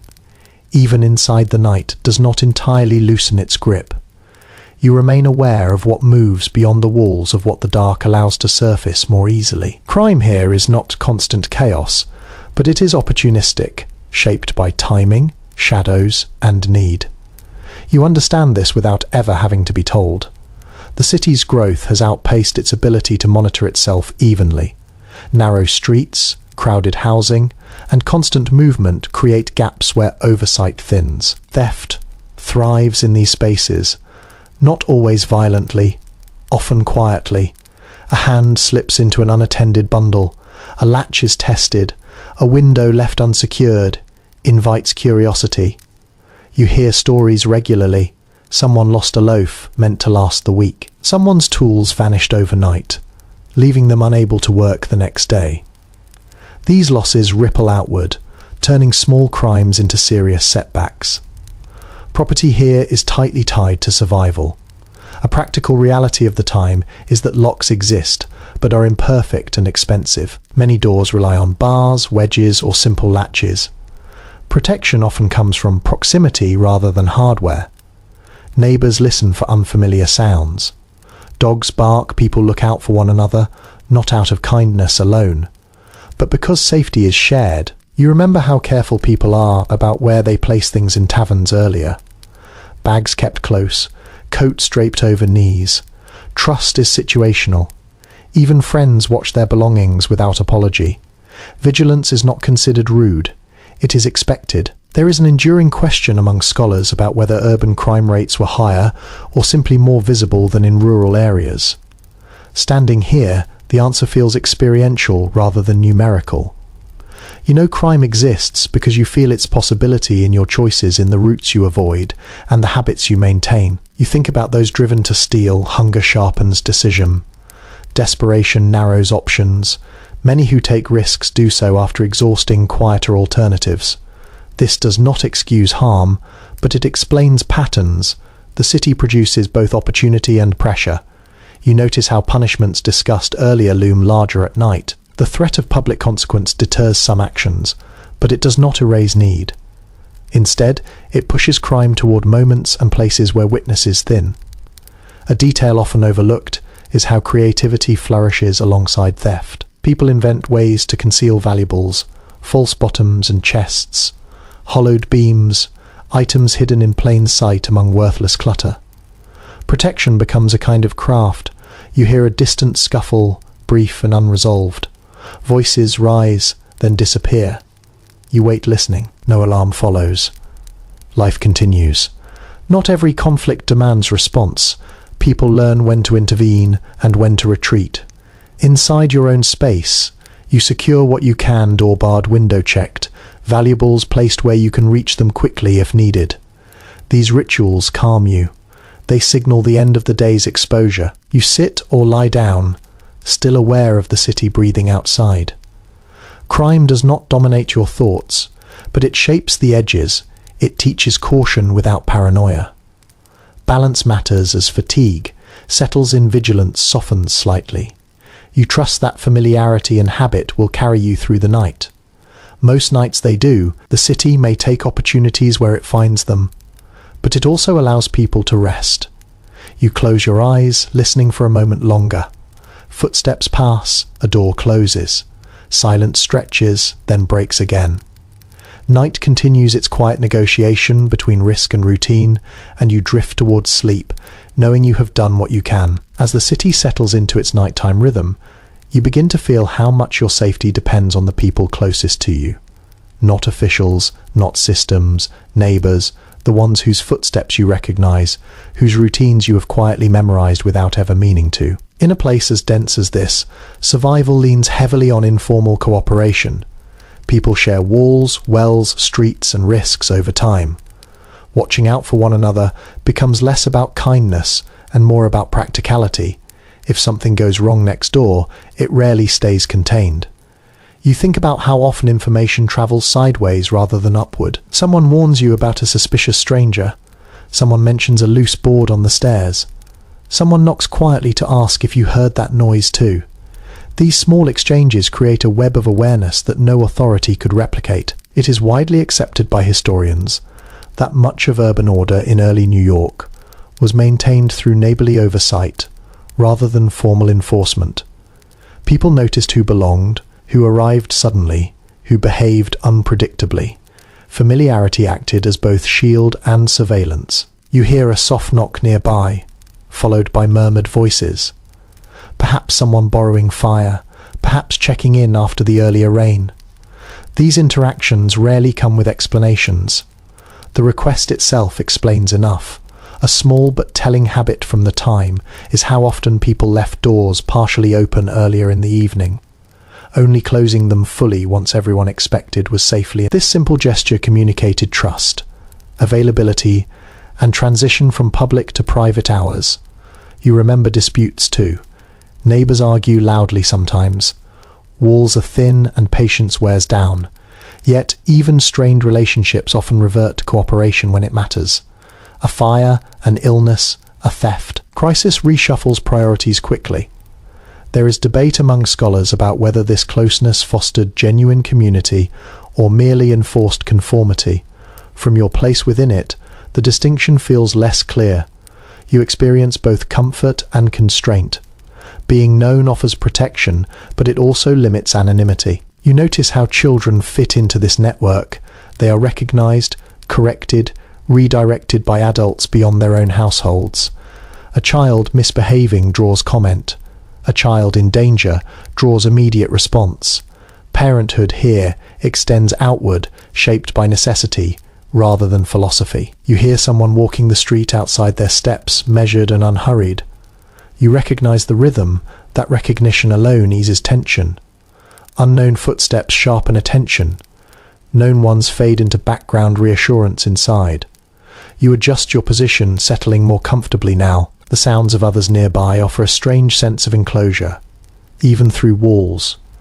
You are not alone, even when unseen. Neighbors also serve as memory keepers. They remember past fires, illnesses, losses. They warn newcomers. They remind one another what to avoid. This shared memory helps the city survive its own mistakes. As sleep edges closer, you feel gratitude for this quiet web holding the night together. It is imperfect. It fails sometimes, but most nights it works well enough. You let your breathing slow, trusting that if something truly goes wrong, someone will notice, someone will knock, someone will shout. Until then, the city rests. Not because it is safe, but because it is connected. Sleep comes slowly, but not uneasily. Your body is tired in a way that feels earned. And as it settles, your mind drifts toward the quiet currents of information that shape tomorrow. News here does not arrive all at once. It trickles, spreads, reshapes itself as it moves from mouth to mouth. You think about how much you already know without ever reading it anywhere. Who arrived today? Which ship is late? Who is ill? Who might be leaving? This knowledge comes from overheard conversations, tavern talk, market whispers, and the careful phrasing of neighbors. The city speaks constantly. You simply learn how to listen. Printed news exists, but it moves slowly and unevenly. Pamphlets and newspapers circulate among those who can read and afford them, often shared hand to hand until pages soften and ink fades. Even then, what is printed feels incomplete without interpretation. People discuss it, argue over it, correct it aloud. One well-established feature of life here is that most people rely far more on spoken updates and written ones. Literacy varies widely, but listening is universal. Information becomes social, shaped by tone, trust, and repetition. You remember a rumor from earlier in the day, a merchant in trouble, a ship seen offshore but not yet docked. You wonder if it is true. Tomorrow will answer, or it will not. Some stories linger without resolution, gradually losing urgency until they fade. A curious habit from the time is how quickly news acquires embellishment. Details sharpen or soften depending on who tells them. A delay becomes a disaster. A disagreement becomes a feud. You learn to weigh not just the content, but the source. There is disagreement among historians about how reliable these informal networks truly were. Some argue they spread misinformation freely. Others note that communities often corrected errors quickly through collective memory. Lying repeatedly carries consequences when everyone talks. You hear a distant voice through the wall recounting something that happened earlier. The story sounds familiar but different. You smile faintly. This is how the city processes itself through retelling. Children carry news too often faster than adults. They move freely, listening everywhere. By the time something reaches you, they may already know it. Their versions are blunt, sometimes more accurate for lacking caution. You shift slightly. Adjusting your position, the day replays softly, not in images, but in fragments of sound. Bells, laughter, bargaining, rain, all of it layered together. Tomorrow's plans already begin forming, shaped by what you heard today. You will avoid one street. You will check on someone. You will ask a question, casually pretending curiosity rather than concern. Information here is power, but only when handled gently. As your breathing deepens, the flow of news recedes. The city continues speaking without you. Now stories will change overnight. Some will vanish, others will grow. You drift towards sleep, knowing that by morning you will wake into a city slightly altered by words you've not yet heard, and you will begin listening again without effort. As sleep loosens its hold just enough for thought to wander, your mind drifts toward possibility. Not the kind that demands bold declarations or sudden change, but the quiet kind that sits patiently in the background of daily life. Advancement here is rarely dramatic. It inches forward, measured in small gains that only become visible over time. You think about how people talk about the future, rarely in grand plans, more often in careful phrases. If this goes well when the ship arrives, after winter passes, hope is conditional, tethered to forces beyond personal control. Still, it persists. In this city, movement between social levels does happen, but slowly and unevenly. A successful trade, a marriage that strengthens connections, an apprenticeship that leads to ownership rather than lifelong service. These moments are noted quietly, often discussed later, as if they were inevitable all along. You recall seeing a shop earlier with a new sign freshly painted. Someone has taken a risk. That sign represents savings spent, confidence tested, and a future imagined strongly enough to make it visible. Not everyone notices it. You do. There is a tendency among some historians to frame colonial cities as rigidly stratified, while others point to evidence of flexibility and reinvention. From inside the experience, both feel true. Doors exist, but they are narrow, and not everyone reaches them at the same time. You think about how ambition expresses itself here, rarely through loud claims, more often through persistence, showing up daily, maintaining reputation, being reliable when others falter. Progress rewards those who endure boredom and repetition without complaint. You notice how often people compare themselves not to the wealthy, but to those just above or below them. Aspiration stays close to the ground. Dreaming too far ahead invites disappointment. Dreaming too little invites stagnation. A small but telling feature of this culture is how advice circulates. Older residents warn younger ones gently. Save when you can. Do not rush. Watch who you trust. These lessons are delivered casually, but they linger. You think of children you saw earlier carrying messages or counting coins. Their futures are not fixed, but they are shaped early by habit and exposure. Opportunity here grows from familiarity. Knowing the city, knowing people, knowing timing. As your thoughts soften, you realize how ambition coexists with acceptance. People push forward without expecting fairness. They adapt rather than protest. This does not mean they lack desire. It means they understand terrain. You feel a strange comfort in that realization. Progress does not require constant urgency. It requires patience.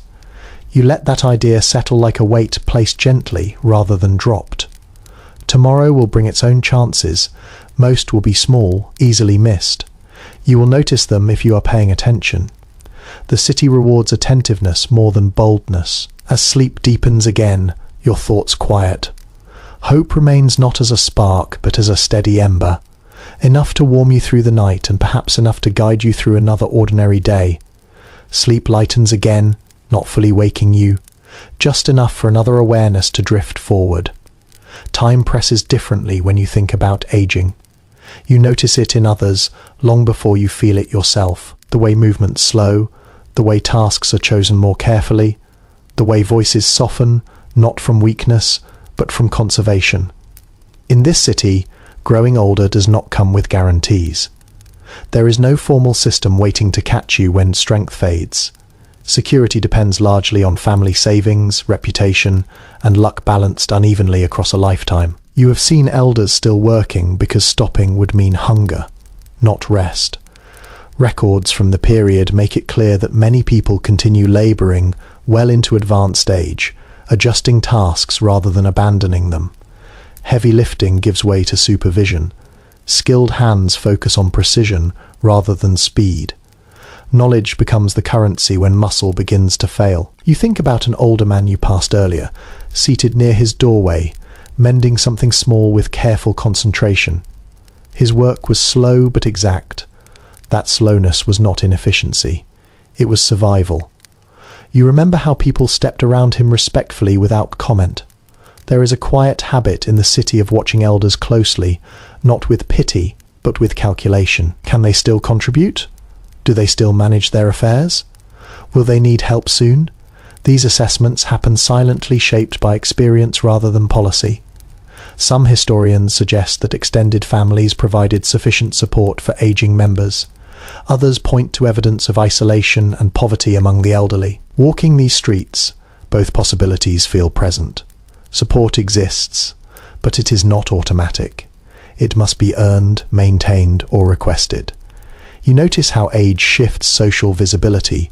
The young are watched for potential, the older watched for decline. Neither gaze feels comfortable, yet age also brings a certain immunity. Elders speak more freely. They criticize more openly. They have less to lose. A small but revealing detail from daily life is how often older residents become informal caretakers of memory. They recall previous fires, old disputes, long-resolved bargains.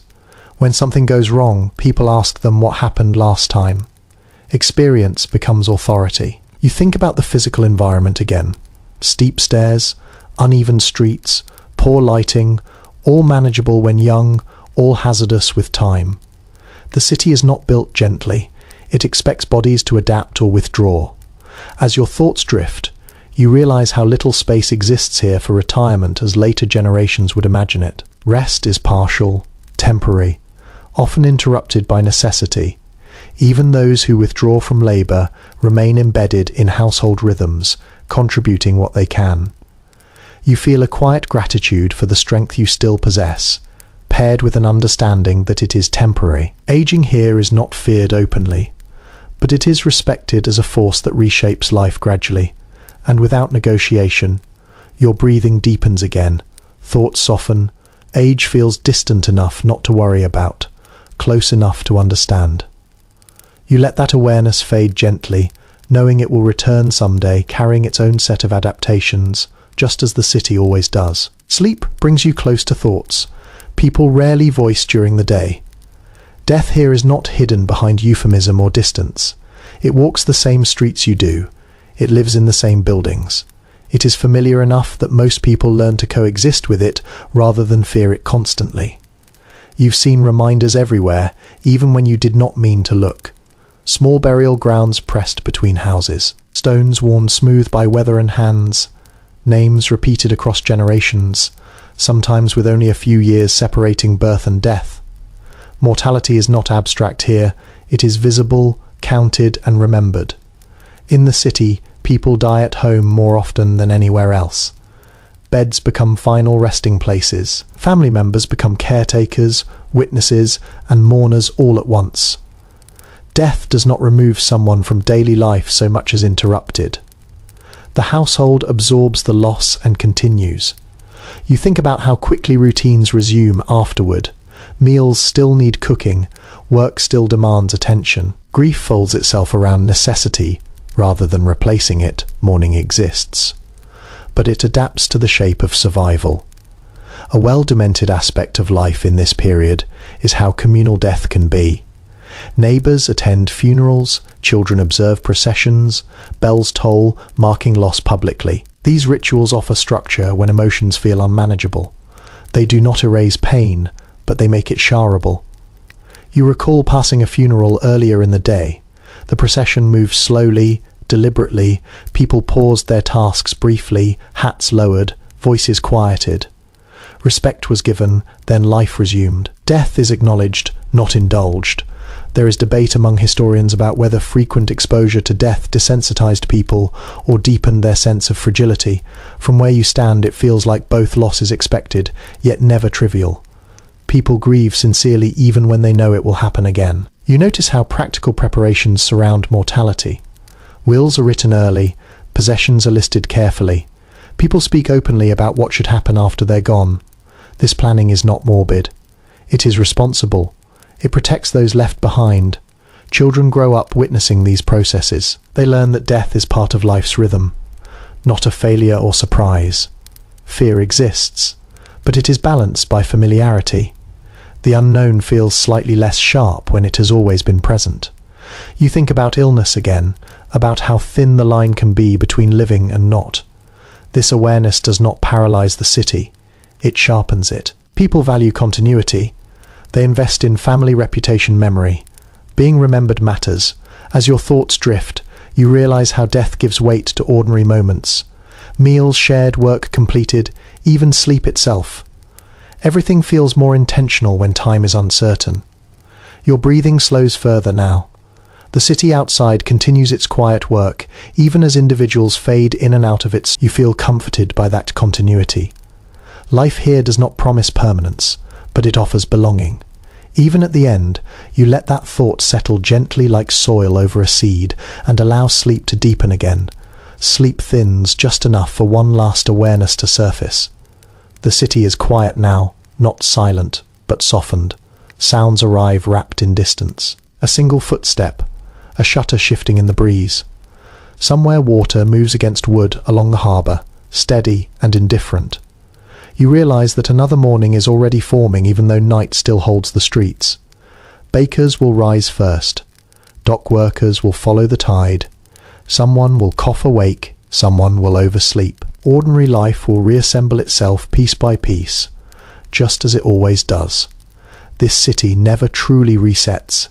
It layers each day, rests on top of the last, shaped by memory, habit, and small adjustments. You have lived an entire day without any single moment standing out as exceptional, and yet every part of it mattered. That is the quiet truth of everyday life. You think about how little ceremony greets the turning of one day into the next. No announcement, no pause, just gradual transition. Lamps burn lower, fires are banked, bodies settle where they can. Tomorrow arrives whether you are ready or not. There is a tendency among modern observers to look for drama in the past, for turning points and spectacles. But most of what shaped this city happened quietly through repetition, through endurance, through thousands of ordinary choices made under imperfect conditions. You feel your body sink more deeply now, muscles releasing the last of their tension. The smell of wood and fabric surrounds you again, familiar and grounding. The walls hold steady. The roof does its job. That is enough. You sense the city beyond your room continuing without you. Someone keeps watch. Someone works late. Someone dreams of leaving. Someone dreams of staying. All of it unfolds whether or not you witness it. Another day will begin soon. It will sound much like the last. It will smell familiar. It will ask the same things of you, and you will answer, because that is how life here continues. Your breathing slows. Thoughts stretch out less defined. Now the city recedes into background presence rather than active concern. You are held by routine, by structure, by the quiet knowledge that others around you will wait. You let go of the day fully at last, trusting that morning will find you again. Now let the edges soften. You no longer need to follow footsteps or listen for distant sounds. The city is doing what it has always done, and it does not require your attention right now. Your body has carried you through narrow streets, crowded rooms, careful choices, and quiet awareness. It can rest. Imagine the room dimming further, not into darkness, but into something gentler. Firelight reduced to embers. Breath steady and even muscles, loose in ways you rarely notice during the day. Nothing presses. Nothing demands. The city outside fades into a low, distant hum like waves, heard from far inland. Familiar, predictable, safe enough to sleep beside. Tomorrow will rebuild itself whether you plan for it or not. For now, there is no bargaining, no listening, no adjusting, just stillness. Just the sense of being exactly where you are meant to be in this moment. Let your thoughts slow, let them stretch, let them drift apart without needing to resolve anything. You've already done enough today. Sleep can take the rest. Sweet dreams.